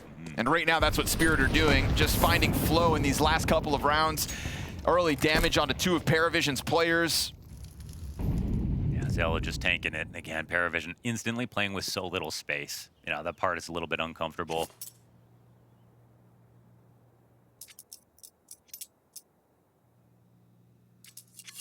They can go back to their stacky game style, but that won't work towards B. It can towards A. And the smoke lands. Spirit hit their window smokes.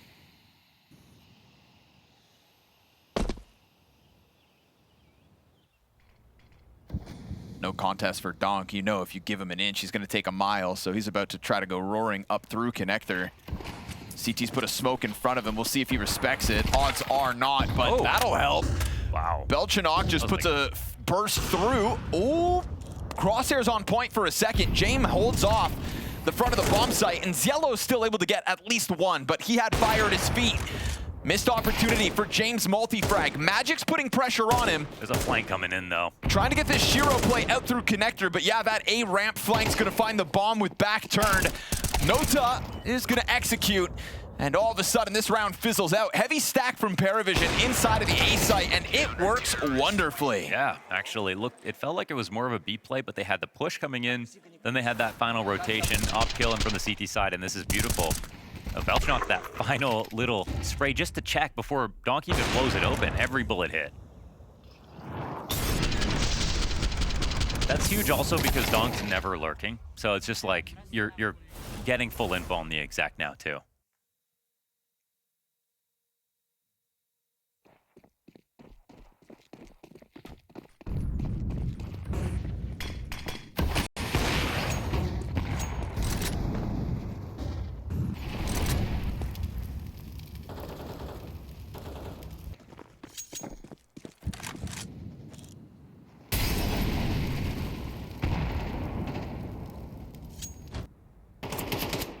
Chance to tie this. Oh, ay.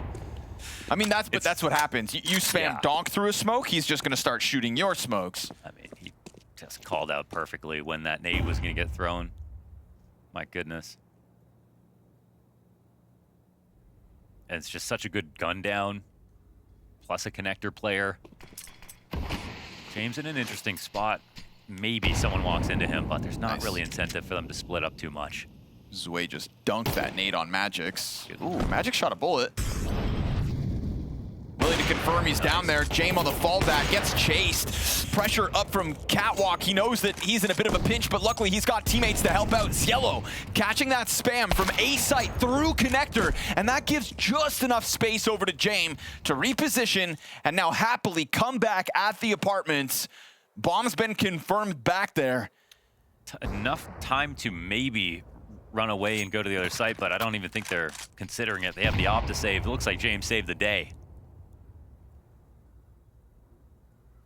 And really made all the more easy by that A to Catwalk smoke spam. Because you felt James pressured by Catwalk as he just kind of took up position behind the pillar of apartments. This round fizzles out. PVISION able to come back from a 4 versus 5, hanging on to every other life, tying this game at 9 rounds all. Yeah, it's very impressive. So they were trying to ready the exact, and James so deep that if they had, you know, already crossed into B apps too deep, he could get instantly traded, but that risk was perfect. They weren't ready just then.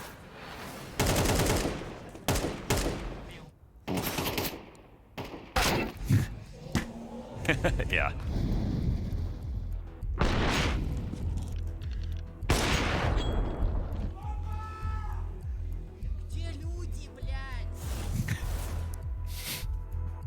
What goes around comes around.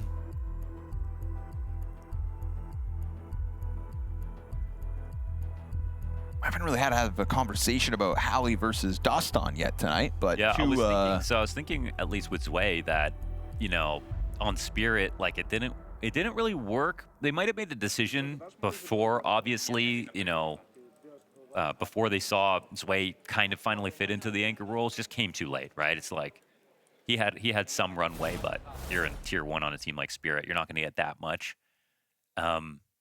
But playing under Jaime and Doston, like, you know that you're going to have to play with way more discipline. You're going to have to learn to play a certain style, and you will be under a microscope because everything moves so slowly that you can really see everyone's actions, I feel like, on PVISION more than any other roster. So I think it'll be good for him. Oy. Oh, just regained vision. Almost felt like that CT opened the smoke a second sooner than Nota wanted it to be busted open, but it's a 5v4 regardless. It hurt Tanir quite badly too. Utility to the bottom of middle as well is going to keep Donk at bay. Oh, great nades this round. If only Nota was able to finish off Shiro, but still, you're happy about this. 5 versus 3. You'd think it was all comfortable. Zwei actually gets caught out pushing the B apartments, but it is now all 3 of Spirit's remaining players at half health or less. And the op from Jaime will not miss its chance to strike. There's Ziello in with a headshot, and Tanir, an unwinnable 1 versus 4. Double digits secured by PVISION as they try to power up and push this to map 3. And by God, I think we did see a smile a little bit. Jaime with a grin on his face. Yes. I mean, this round's won on tactics, which is like perfect utility. 3 of them. Nade flash, Molly here to push him back. Everything's just excellently timed. Exactly how you want to win a round. Ooh, and look at the reward for that one as well. Ooh, if the analysts aren't right now pulling that round aside to replay on the desk, then they're not doing their jobs right. Talk us through that one. Perfect utility and momentum secured off the back of this. Pistols in hand. Careful. Oh, but hang on, because sometimes sometimes all it takes is a couple of Donk Eagles. He's unleashed. Looking to threaten this bomb site. Oh, and now he's in between what is a double op setup, right? This is a bit of an adjustment here from PVISION. Ooh, how is he just showing himself so many times and living? 2 ops and an AK, both firing inside of this B bomb site. And now Tanir is already out onto the A play as well. Donk, though, just takes 1 risk too many.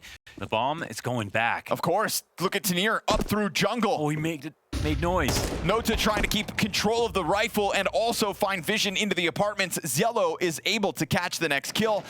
But this one gets a bit too stringy. Spirit trying to send the bomb back through underpass. Look what's coming. It's 2 ops. One's in ladder room, one's outside a window. The rotations are actually super slow because of this.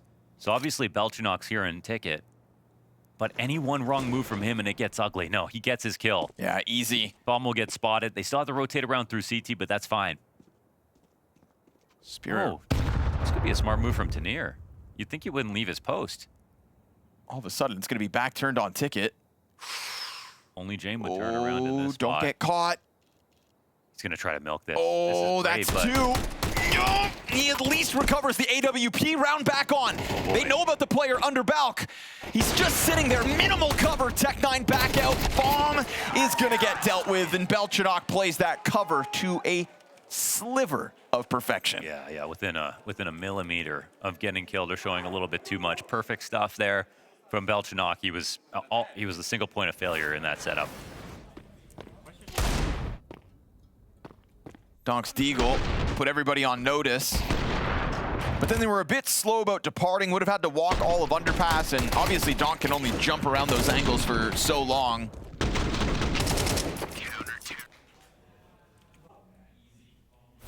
Not able to make that round anything more than just an original thread. Yellow just kind of stuck on the connector. He's feeling stranded at the moment, and there's a challenge coming in from Underpass. Him versus Donk queued up. Ooh, Donk gives it a jiggle, but without the gun, Yellow's given a chance to actually depart. Really didn't expect to see him there. He wanted to get back into connector. It was just the molly that stopped it.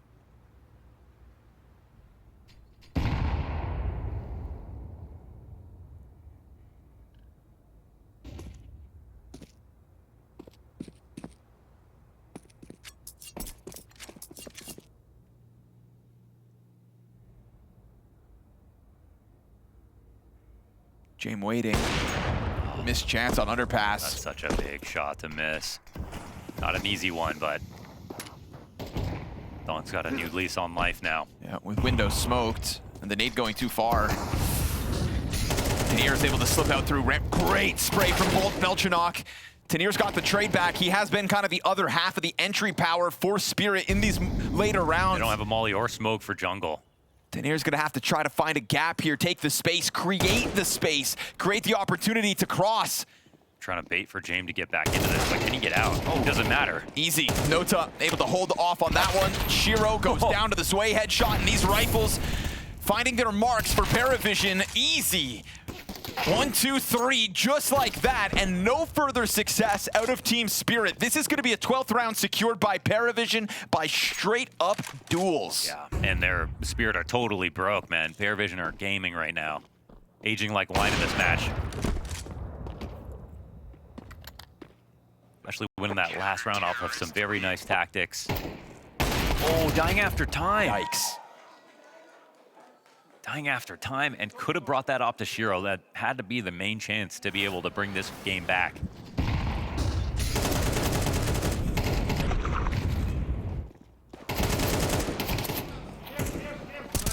Not enough tools for the job. Nobody blocking vision. No flashbangs to find the defense. It is nothing but frags on lines. And so 3 map points for PVISION to extend play to Ancient. A robbery of Spirit's map pick. A T-side for Spirit that was pistol 3-0 start and nothing since. Not even a bomb plant. But as desperation knocks on Spirit's door, they will answer that call with a Donk 5v4. And Shiro sensing a gap. Heard that jump across some connector. And Belchanok's been super solid on A. Does he find the timing? Ooh, no. Tried to, but Tanier ready to bring the duel back. And Donk's gonna go deep into the jungle. Dies. Oh, they get all 3! PVISION suddenly with a chance to end this here and now. A quad with bomb possession. They did not have to fight that. Now the bomb has to be reclaimed. Shiro in a 1-on-2, and does he know about this? Oh, he stomps. He's gonna let him know. They instantly turn attention to it, worried about the jump into the windowsill. How does he piece together the 1v2? If anybody's got this clutch, it could be Shiro. He's trying to stun lock him inside a window. I mean, Shiro doesn't know that he's on the right side, however. Oh, the step. Oh, the step made by Yellow. And as he goes crouch walking wide, Shiro's thinking he's inside of jungle. It's a 2v5 to close this. What a turnaround in the second half of this. PVISION said we'll start on T side, and we thought the answer was that of Spirit, but now Ancient to separate the two. They went right into the jaws of the dragon. They started on the T side to boot, and they pulled it off here on Mirage, making a series. The amount of opening kills that Spirit were able to establish, and still they lost that game. I want to bring up a stat here. In all 3 series so far at Bounty, PVISION have won their opponent's map picks. I'm going to read the opening kill success rate for those games. Astralis, PVISION, 8 first kills to 13 of Astralis. They win that game 13-8. Versus ENCE, we had them in overtime. That map, 24-18 first kills. ENCE favored. PVISION still win that game. And then the 15-7 that just went down on Mirage as well. What this tells us is that even if you get these kills versus PVISION, all these opponents on all of their map picks cannot finalize those rounds. Thank you, B-Trams. I'm here, and I'm ready. That's a good one. I love that. It really is just yet another testament that James not dead until you put him in the ground. And so Donk able to find some holds inside of Donuts. Yeah, he's got himself a second. And looking to hang on to the mid control that comes with this. Bomb is going to try to scramble back on the belt of Zwei, but with James tiptoeing his way back in on mid, does he catch Donk off guard? Yes, he does. Second swing, though, will get one back, and so Zwei given a chance to clutch early, facing two players, though, didn't anticipate both to take that line, and a Spirit pistol to kick off CT side. So they grab it. Now, I'll say one thing I really love about that, and that's so cool. I don't know what spurred you on to go and check. The feeling? The feeling, yeah. Just because, again, like bringing up that, 15-7 Mirage, I'm glad the desk mentioned it. And we haven't actually cast PVISION at this event, right? But I just had a hunch. It does confirm the feeling, though, of watching a PVISION game and them being this team that's really annoying in late round situations. And, like, you wouldn't always assume that they're disadvantaged, at least not to that degree. But a team like that winning in a situation where most teams would just structurally fail slowly, that does add up. So that's pretty cool. It'd be cooler, obviously, for PVISION to just get more opening kills, because then they'd be a super threat, right? I mean, they were, like, imagine you had that stat, and then you also just edged out on opening kills. That might be the next move for them to be able to close out tournaments, but for now, that definitely makes them really underrated. I think it's a really interesting stat to have as well, just particularly on your opponent's map pick. Like, not only are you at a disadvantage, but you get this like false confidence for your opponents who are thinking, yeah, we've got this in the bag round by round, and yet never count PVISION out.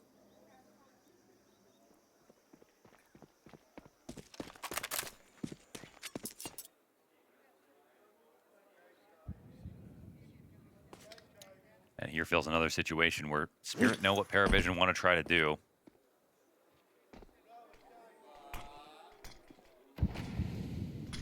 Before gearing up to defend. Eagle shot coming in.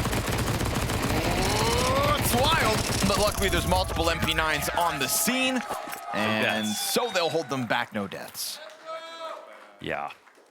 I think, Spirit starting off on CT might be very nice for them, because we saw T-side right there where, yes, PVISION seemed to do that to everybody, but also, maybe they shouldn't have been able to do it to Spirit. Maybe their T-side should have been a bit better. They should be able to close out 5v4s, especially with how they were playing overall. But I think if in the early time and sort of the debut of magixx as an IGL, it would make sense that the T-side is what struggles a little bit more. Okay. Well, that's a Spirit smoke and a half.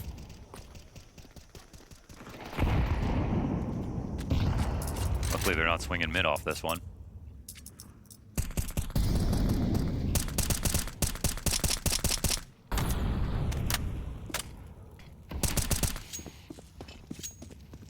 I like the resmoke because they know Spirit, they don't have control of it. They don't even have to play into mid necessarily.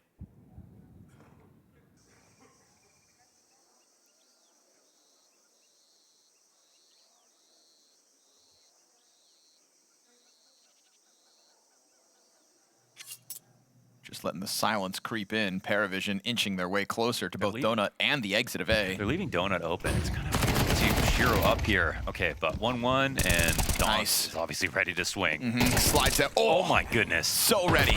Yellow gets deleted. His teammate still able to emerge out through that Donut smoke. But as he dives back in, James is suddenly uncovered. And Shiro's just going to quietly creep around, denies the bomb plant. They get a little too stringy here. And Nota, trying to hunt down the MP9, has now been found out, sits at half health, has no bomb possession. And Spirit's third round win queued up off of a solid Donk 2K inside sight. It's not even a perfect setup, really. I mean, the fact that Donk is ready to swing main and then come back to Donut was kind of crazy. I was wondering why Shiro's actually leaning towards B in this spot. They don't know what's happening in middle, though Shiro comes and checks it, so maybe he just feels like nothing's actually here. There's no lurks, but obviously Donut was getting taken over. This is a bailout from Donk. A huge second kill. And just another spot where like the mechanics are everything. It's instant. It makes it look like he came into that fight favored. He absolutely wasn't.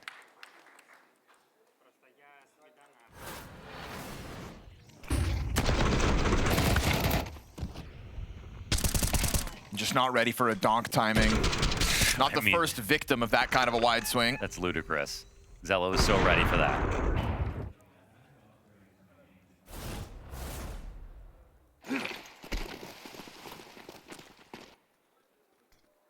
Nota coming through with a buy. We got an AK on the field here for PVISION. They want early success on this T side, and they're willing to run a bit of a risk for it.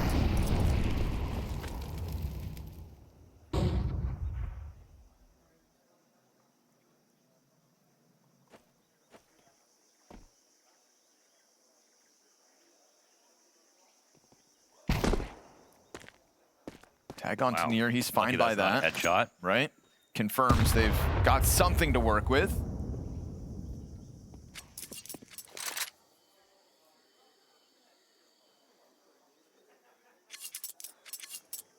Spirit not afraid to leave mid wide open. Now it's just about trusting their stack. Shiro's here and B.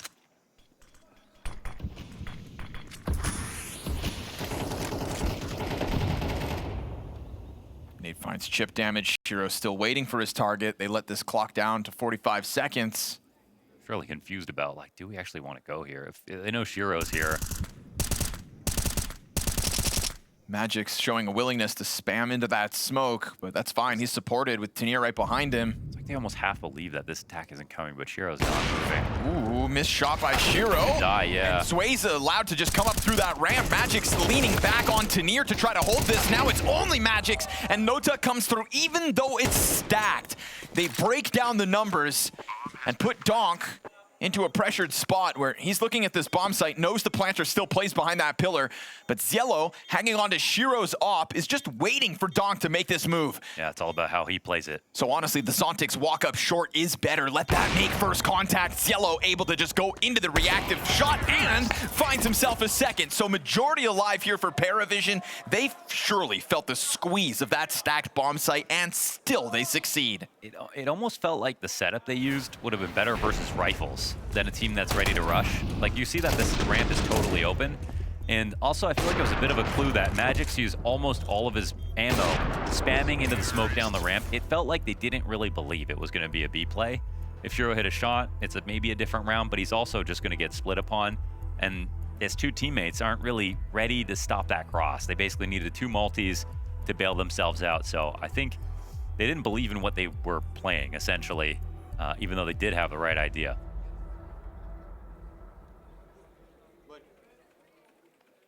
It's a lot of rounds with Jet Tech 9s that, well, we're up to 3 now that PVISION have won in the series.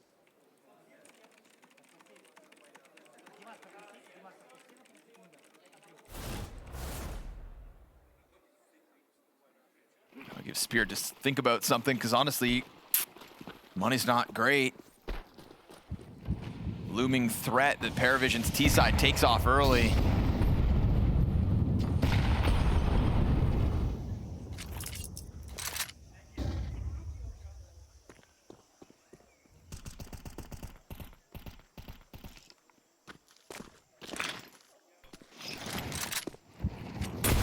Nades on Shiro in red room. He's got a teammate ahead of him. Yeah.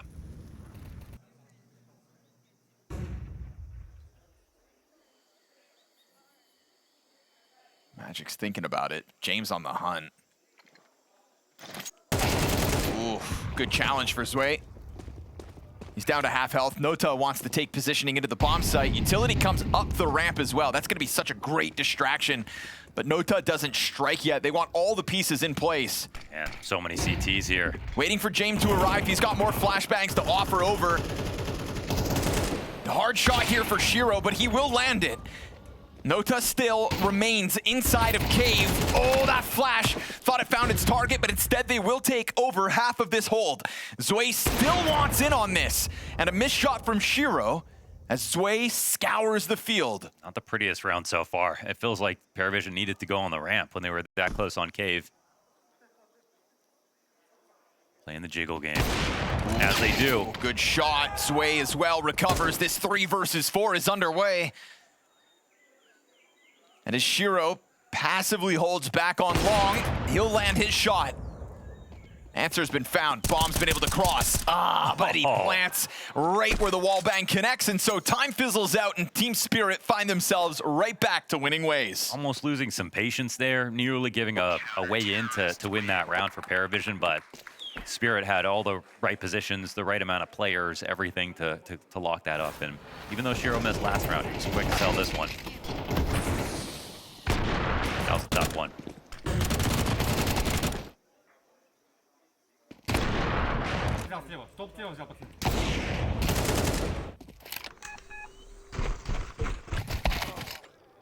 Oh. There we go. Oh. Still no exit through it. Fire threatens James. He peels back. Interestingly, Spirit are just not really playing in middle this game at all so far. Not worried about it either. Yeah, we've had like Zontix tucked in red room once. Right now he's tucked inside A main. Does this free up Shiro fast enough though? We go 3 strong for Spirit inside this bomb site. Smoke at the top of ramp.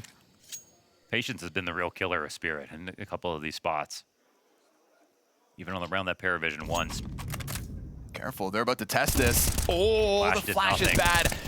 Donk comes through with a headshot. Tanir's the one with the double kill. They were banking on that flashbang, and it's a late answer out of Belchanok instead. PVISION needing success the moment they crested through that smoke, but instead, James' flash doesn't find its targets, and his utility, I mean, we go back to Mirage, right? The one round he had a smirk on his face was because of perfect nades from start to finish. Yeah. This one leaves a lot to be desired. And it's the confidence you put into the flash, too, that just makes it so much worse. Because, you know, if there's no flash, maybe it's a guy jiggling. But if it is a flash you're relying on, everyone's full committing. Ooh, and a bit of a sting at the end of that one. They'll lose the op.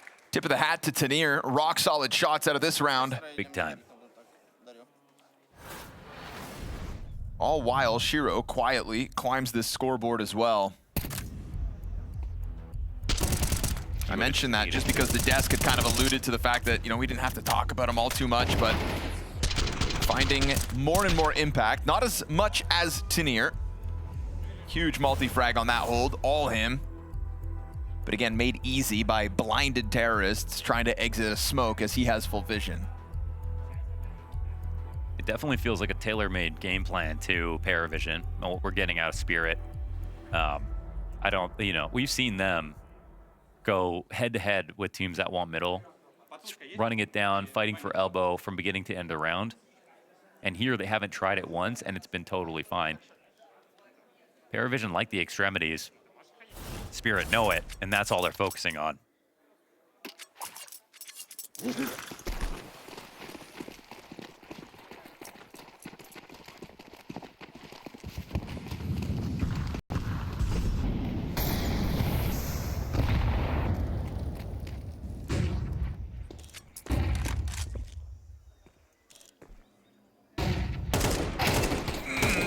Careful. Another Tech 9 round. Tech 9 damage is real.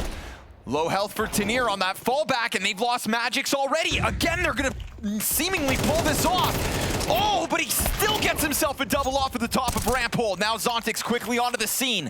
A 1v2 demanded of him. He just unloads his utility. Oh, so close. And almost kills Ziello. You've got James deep on long, holding this angle. And he lands his shot. They will pull it off again. Oh, man, they really got to tighten up when it comes to fighting against those Tech 9s, but also so impressive that PVISION can pull this off so consistently. That's 4 rounds now in this series.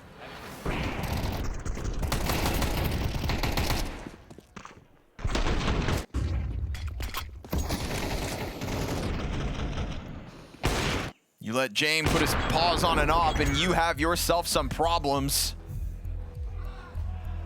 Yeah.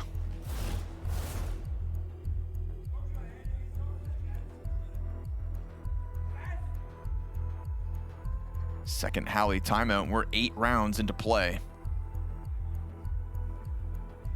It's not enough from PVISION to win rounds like this and really show us that they can take the map. I think it's another game where, again, you look at the game plan from Spirit, and it's just so perfect. Like I didn't expect PVISION to get out-read so many times in this series. Right. So I expect them to get outgunned in a few rounds. Maybe Spirit to pick up some of the Tech 9 rounds. So it's really superseding my expectations, the outcomes of these situations. But I'm not seeing the sustainability from PVISION to like really overwhelm Spirit. Like those ones could be gifts, but now they've got to win something off the back of a good default. First map of 1.34. Okay. Just a different kind of animal. Looks like a typo. Nade down bottom ramp's gonna find chip damage. They're gonna see that as an invitation to just go right through that smoke, and it works wonderfully. Okay, tear through it again. One Tech 9, one op out. And the plant in. Off the spear attack.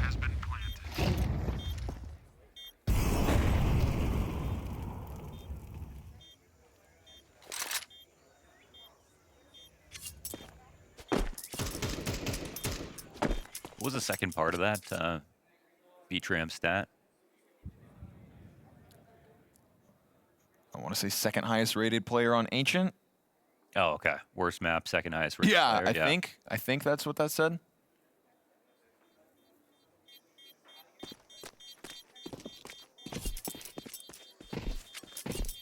Yeah, looking at everything Donk does is just shocking.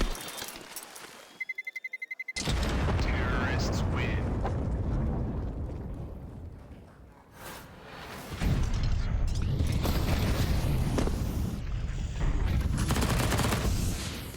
Not a comfortable duel for Shiro at the start of the round, but see Tanir just caught off by the timing.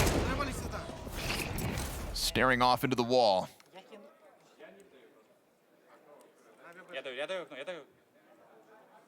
Oh, it's a weird one, right? Losing 2 players and the round. With that, you come into this round, it's gonna be Spirit, just Berettas on magixx, USP and a frag grenade for Tanir.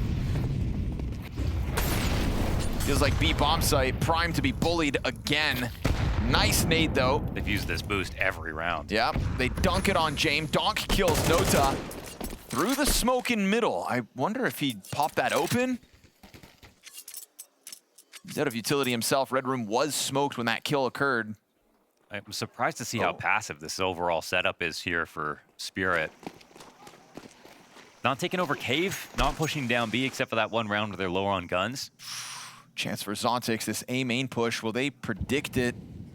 He plays the open wall. If they kill him, or even if they trade him, that A bomb site is prime for the taking. And they're obviously coming at it cautiously. He's not able to get more than his one frag. Zwei quickly just gonna crank that dial. And Donk will go sprinting over to try to get ahead of this. Utility sails in. That'll make sure he stays out. Ah, and James, good presence of mind to catch that flank. Now all options open. Yeah, they're taking this bomb back actually quite slowly. It's interesting though because Spirit have already started moving back. Shiro has an AK getting comfortable over towards B, and there's no longer presence on the A site. They feel they've done enough.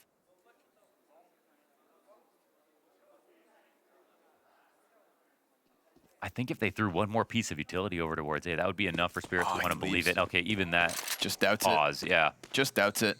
An extra half second spent here by PVISION, collecting themselves on B, and they're going to find a vacant bomb site prime for the taking. And this just turns into a save. They came into this round with 3 rifles. They'll seemingly walk away with 2. PVISION have done an excellent job of building momentum off of their unlikely rounds.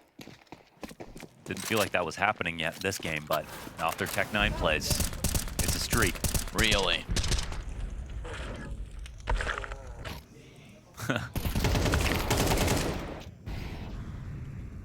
Smooth trade from Zwei, but that catch on magixx is really what opened up the threat of the rotate, and the rotate that does come to fruition. All of a sudden, we've got ourselves a 1-round game on a decider map between PVISION and Team Spirit. Terrorists win.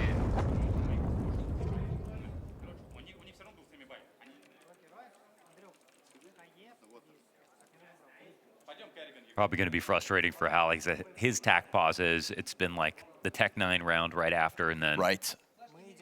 Yeah.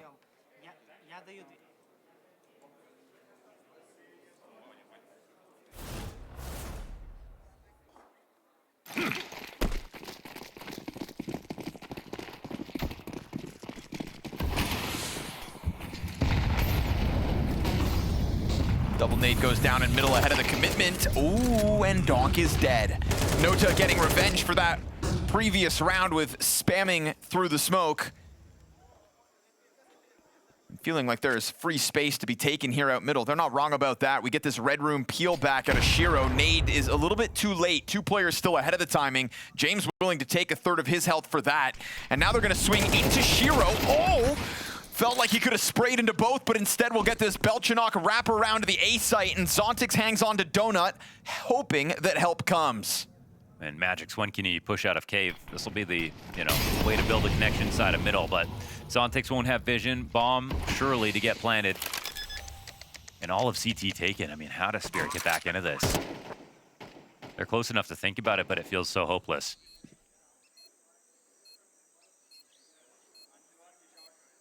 Will they risk another death, to be honest? Not sure if it's worth it.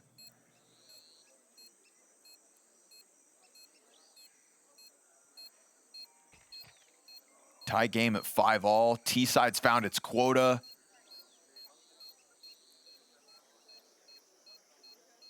And another catch to make sure that it's not majority alive this time around. There's no guarantee Zontix gets away with this either. They know where he's at, and Belchanok, great trade. Tanir hoping helplessly that one gun survives, and I'll tell you, he's got no threat, so all's good. 1 rifle move forward for this round at a Spirit as we tie at 5 rounds all. Say it again, PVISION done a great job building momentum off of that fast rush into B. And from there, they also started branching their game plan out a little bit across the map. So it's not so one note.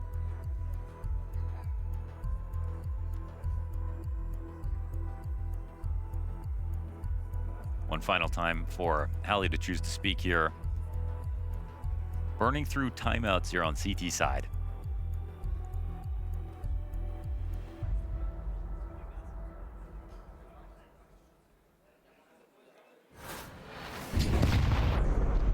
I want to say that's quite a big risk, considering the Mirage T side we saw. Maybe some of the concerns you might have for a new lineup with a new IGL. It'll be up to Dasan whether or not he'll get another chance to speak this game.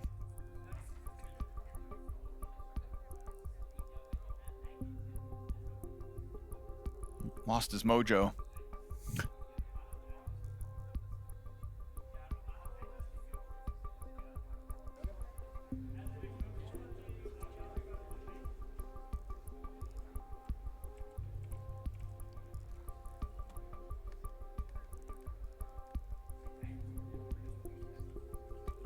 Mohan, it's happening again. Really? We're 10 rounds into this game, and PVISION have 3 opening kills. Game tie. 5 rounds off of that.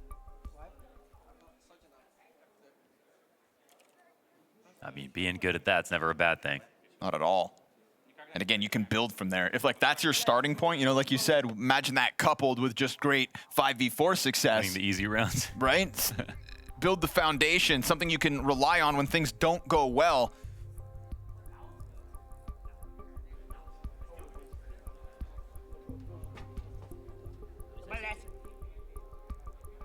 PVISION's resilience is real.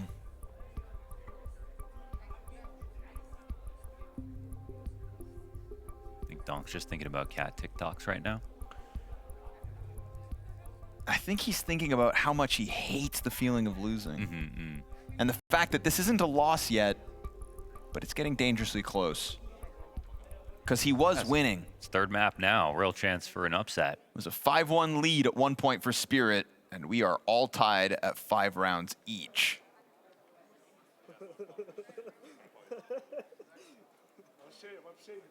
That's how quickly things can change in a game of Counter-Strike.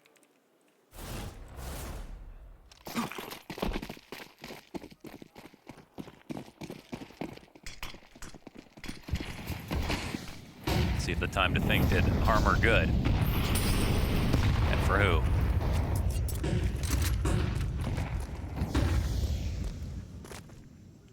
Again, a pretty free walkout for Nota. He's actually had a couple of free moments to do this ever since he was able to kill Donk that one time with the smoke spam. Donk gets him from Red Room. He returns the favor 1 round later. But James is there on a silver platter. If Donk takes this timing, oh, into the op scope. Oh, he'll kill Nota, but still burn to a crisp. 4v4 off that one. Double up inside of the cave. Shiro's gonna find the difference. Yellow's got support here, but he's gonna have to go wide. What a spray! He just commits to it at the entire time. And now they will find space to play inside of this B bomb site. Flank is already underway here by Shiro. And he's not gonna go for the cave play, but rather wants ramp. Chance of the lead now here for PVISION.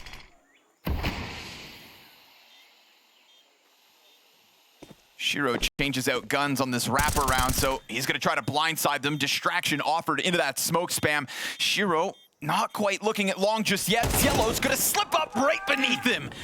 A triple kill for Yellow. He's the player to take first contact inside of cave, and he takes the whole damn B site with him. He was 18 HP after the initial spam. Still came through with this massive round. And now Zontix thinking about exits, but also more so thinking about how they're coming into the final round with low money. If you weren't paying attention back in Budapest, Yellow was the guy that turned heads first for PVISION in those opening stages. Yeah. Lights out ratings. Cooled off towards the end, and luckily that's when we could showcase the rest of PVISION's ability. But this round is electric from him. He was gunning them down inside of that cave. And he knows Tanir. I mean, he can try to hide, but he knows exactly how far back he can go, that he'll have to peek again, and he doesn't have any space. And just like that, PVISION are leading. A T-side advantage that Zontix wants to immediately take back in round 12. 5v4 off of the push down middle. But what do 5v4s mean in the face of the PVISION squad? Seemingly not much. A main play here for Spirit. If they see it vacant, we'll see whether PVISION give them time. Wow. Both these teams proven to be very good, but the fact that PVISION are right behind them on that is so outstanding. And the fact that they're beating them with those stats right here, right now in the head-to-head. Yellow again, trying to play the cave presence. Deep nade onto magixx. That MP9 goes swinging back in. Good on Tanir to make sure that kill is not in vain. And now with low health on Donk and Zontix, 3 players still up for PVISION. But they kind of act like there wasn't really much behind that Yellow play. They get so patient, Spirit get nervous. They start to overthink. Sway's given a chance to tiptoe into the cave. Smokes come barreling over top of the bomb site. And that's going to be space for Sway to clear back sight. He goes for the challenge into long, almost gets caught with a nade out. Donk tries to chase it down. James will get the trade frag. Here comes Shiro, denied by his counterpart, and Tanir tries to play the smoke. Oh, James has got them all. Body bags stacked tall inside of the B site. A quad kill for the road, and PVISION 7-5 T-side lead, map 3, and elimination on the line.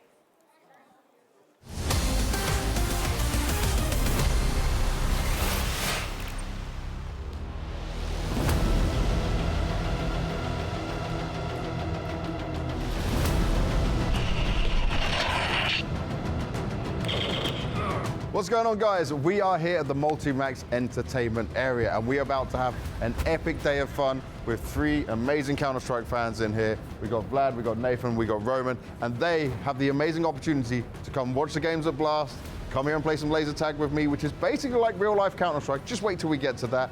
And on top of that, they'll also be getting to meet some of the players and getting a jersey signed as well. Now, Vlad, did your favorite team make it through? Of course, Spirit. Spirit. Nathan, what about you, man? Yeah, I'm excited to see Liquid. Roman, who are you rooting for? I was excited to see FaZe. Unfortunately, didn't work out. You guys ready? Yes, sir. We will need to split up into 2 teams, red and blue. Who wants to be with me on blue? I'll take blue. Yeah? All right, come on.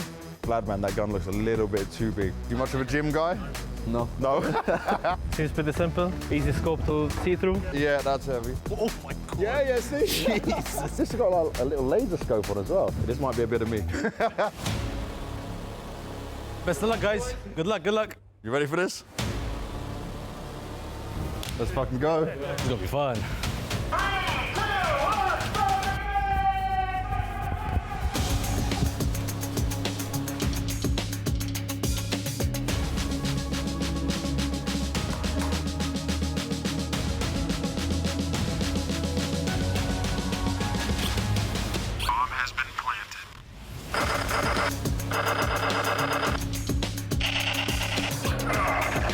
He's down, he's down. What? I got you! No! Counter-terrorists win. Mission accomplished. All right, guys, I know we're a bit tired, but we are now gonna go and meet Donk and magixx from Team Spirit. You ready for that? Yeah. All right, let's go. Here are our guests. Vlad's a big Spirit fan. And then Roman, Nathan. You go understand? That's up to them. That's up to these guys. Yeah? All right. I can't do right-handed. If I tried to do right-handed, it would be terrible. So guys, what was it like just to see them, to meet them? Amazing experience. Played some real-life Counter-Strike before. Never got some jerseys signed from, I think, the best team in the world. Do you want to wear it or you don't want to wear it? Probably wear on like special occasions, like games. Do you have an idea of what you're going to do with yours, Nathan? You know, with Donk's signature, it's a bit too precious, so maybe I'll just frame it somewhere. Yeah, frame it somewhere, man. That'd be perfect. Are you ready to go and watch Counter-Strike, actually relax and enjoy some games? Oh, yeah. All right, let's go. Come on, guys.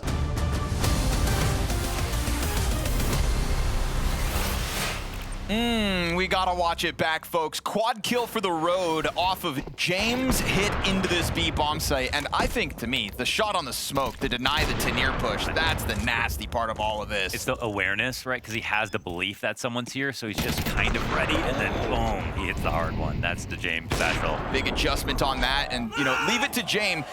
Banks on his other lesser experienced teammates to kind of get the ball rolling, but then make sure to capitalize when that door is open. This could be a sweet day for Tenier. Ends up on a team like PVISION, potentially beating Spirit here on map 3. I wasn't feeling it was real until like basically that last round. 7-5 T side. Running into this. CT's trying to flank the cave setup. It's Donk and Tenier inside of cave. Everybody else over towards that A site. Getting prepared for the commitment. It's pretty uncomfortable here, I feel like, for the CT. Oh, this is weird, huh? Yeah. Belchanok, who's been having a rough go of it, sitting inside of build. Donut. Oh, but he gets the better of Shiro, or at least the timing. He will still be able to recover that one. Little cave presence found out, but you've got James in the T spawn right now. It might have been a slight overinvestment because James now, he wants to rotate, and he's still committing. Nota, backs turn, perfect chance. Wants to get closer. Donut player holds for another, and he'll rip Tenier's head off as bomb gets planted down on the A site. We've got a man advantage, PVISION. Critical pistol win for them. And already that Donut retake underway. They will waste no time with this one. The player on site turns over. Zontix gets the headshot. magixx finds a second. And Team Spirit looking for another pistol in this third map. James wants to post the clutch, but they're dodging him. And as they run back and forth here, he'll find that first headshot, but no kit to play with. And he's got to fluster Spirit, but he's already ran out of time. Spirit will take a sigh of relief as they secure another pistol. Yeah, and James won't get away with the duel. Zontix will pick this one up. Everyone dies. But for Spirit, this is their ticket back.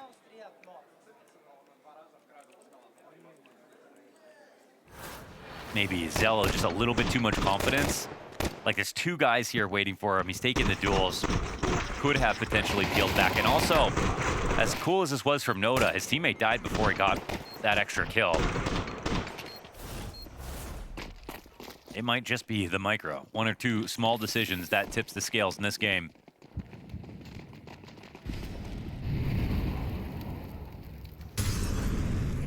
Now there's going to be a little bit of pressure on magixx. A T side to close in a series that now is not guaranteed. Yes, sir.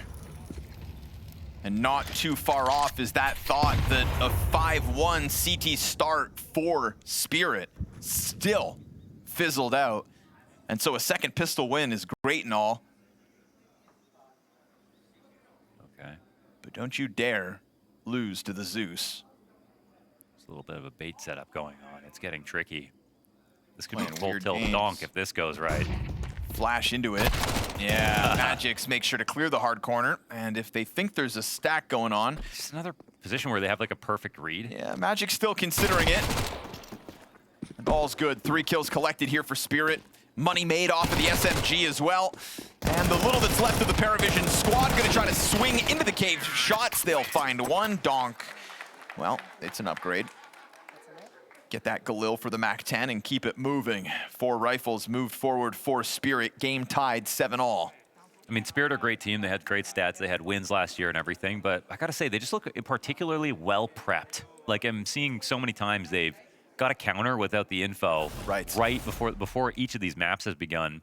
We're seeing rounds that clearly they have watched and learned and know what PVISION are going to do, even without vision. And that's been one of their biggest edges.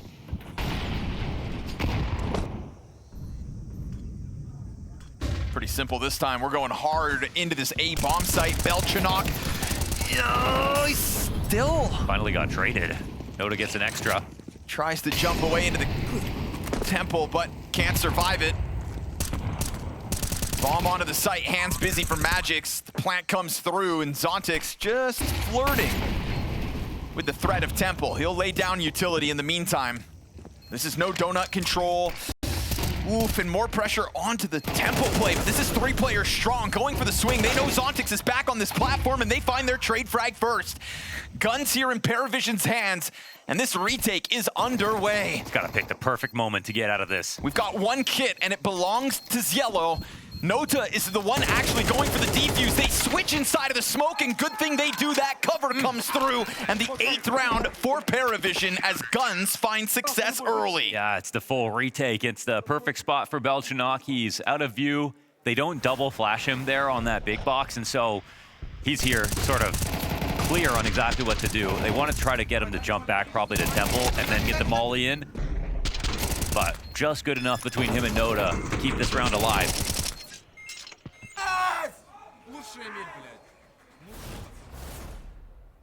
The emotions are going to run high in this match now.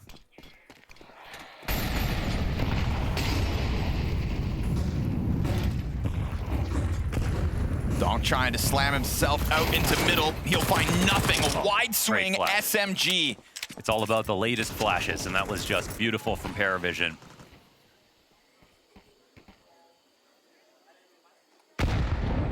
You cut the head off the dragon with a frag on Donk. And watches the rest of Spirit try to desperately slither back into this round.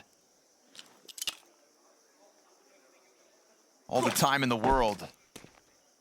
But when PVISION succeed in so many 4v5s,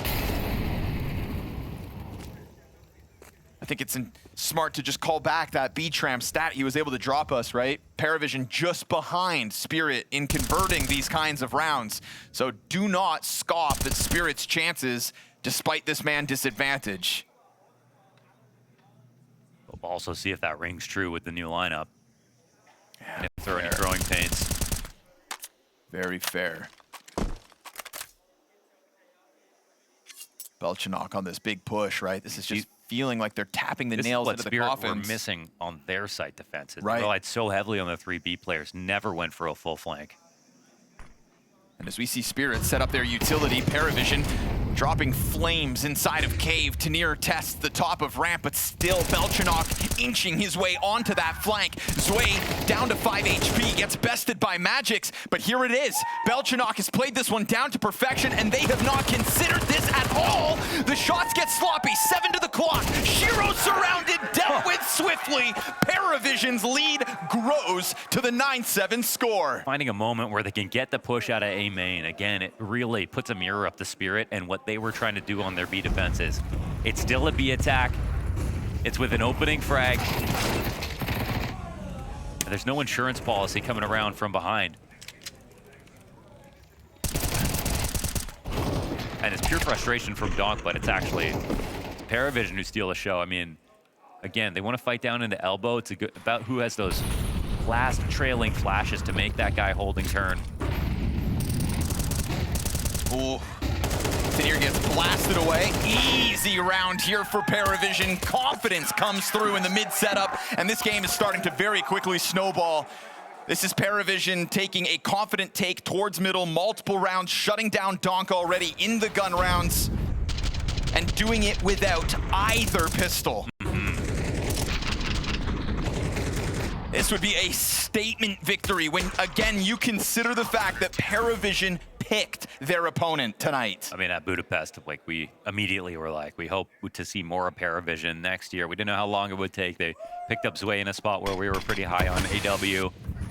Some risks that are paying off, it feels.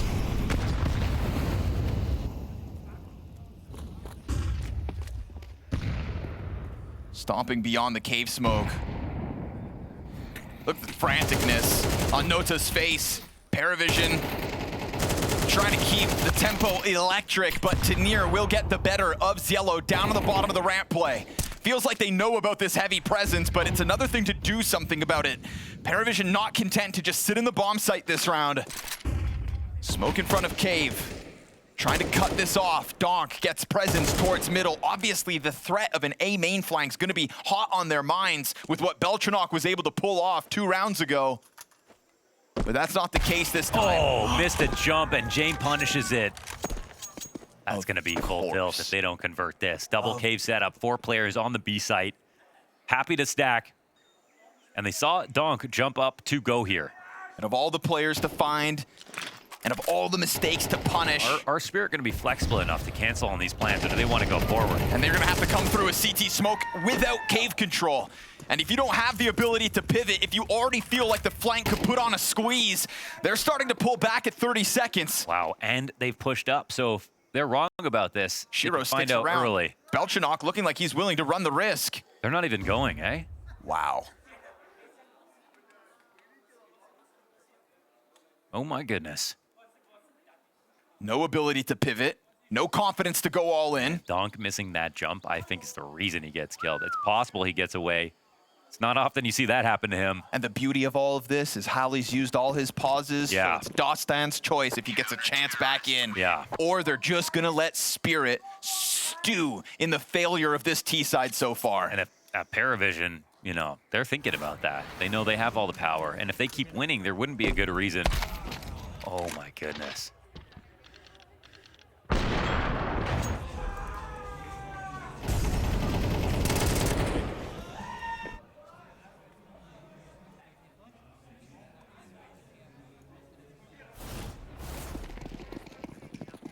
Look at the buy. You wouldn't have had to save those if they just were more solid on their anti-ecos, essentially.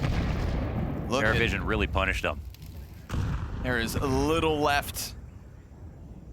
Barely any grenades and a more and more confident setup from PVISION. It went from playing the back of cave to the front of cave to now taking a peek into lane.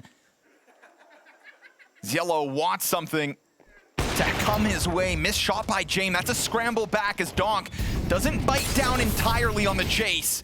And Ciello's forced to give up that front cave position for now. They'll double up. We've already seen this setup.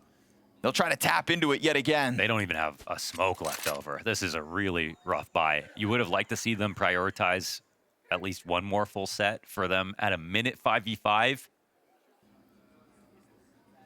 They got to pick up a bunch of raw duels. Down to a single frag grenade for Donk. I don't even want to see Donk switch guns this round. He's looking to add himself to this ramp stack. To hell with trying to be the guy that comes to join this. Just be the front of the line. Oh, and he's gonna get damage onto Cielo. That's 99 health taken as PVISION were falling back, leaving one defender there. magixx comes barreling through with the Tech 9, and Spirit strike at the perfect moment, weaponizing Donk and catching PVISION at odds. Just to keep the game alive. I think PVISION are still sitting on 2 tack pauses, if I remember correctly. Correct. And the more pressure Spirit put, maybe they have to tap into it. For now, I think PVISION can say, okay, just forget about this. They actually, Spirit actually did the same thing that PVISION did to them. They won on patience. They came forward with a late B play. PVISION actually did doubt themselves too. They too are human. And I'm thinking for the first time, it's a win on a lower buy for Spirit. I mean, they have a lot coming into it overall, but it's really the Tech 9 that brings this home. Question is, where do you go from here? What's up next?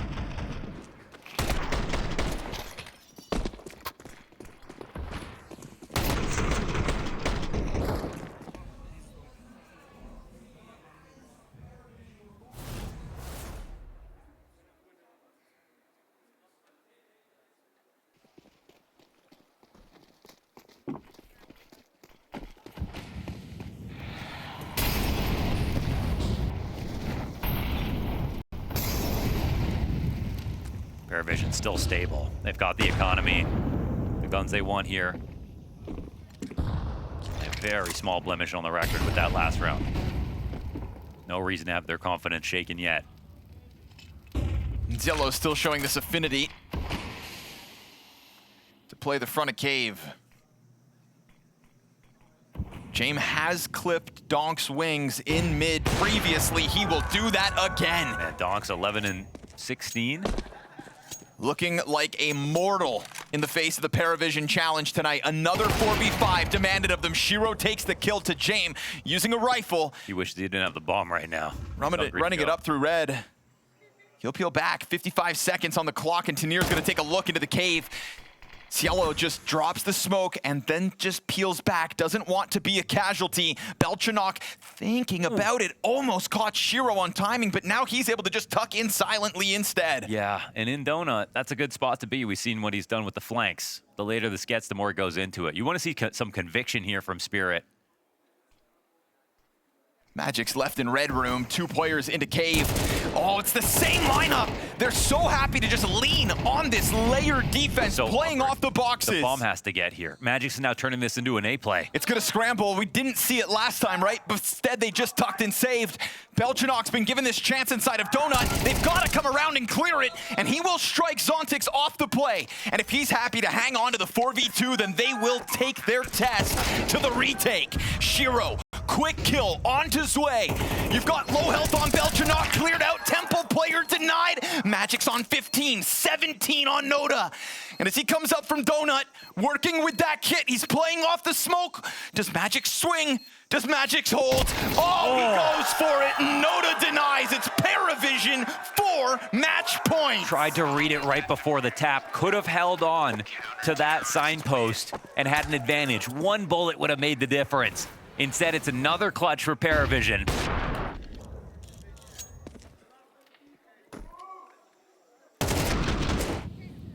I think Spirit are even lucky here to get into a decent post-plant spot. They lost a lot of control. Had to give a kill back over on B just to have the idea to go, hey, we're in a lurk spot with a time remaining, though. They had to skip so many angles. Bomb barely got by Belchanok. Oh, Tanir's fast on the play, though. Zwei playing with grenades. Oh, and he's got the headshot quickly. And everybody else is stuffed behind that smoke, barring magixx. Operates on his own. Him and Shiro to recover. We've got team damage in the middle of it all, and now it's just the Zontix play from the back of the site. Right here with elimination. And they'll clutch it. Oh, it's hype. Born and built in Budapest, multiplied in Malta. Spirit eliminated in their debut event. 2026 starts with a fumble. Ooh, this is gonna sting. You're seeing Zwei about to go shake his former teammates' hands, taking him out in this best of 3. In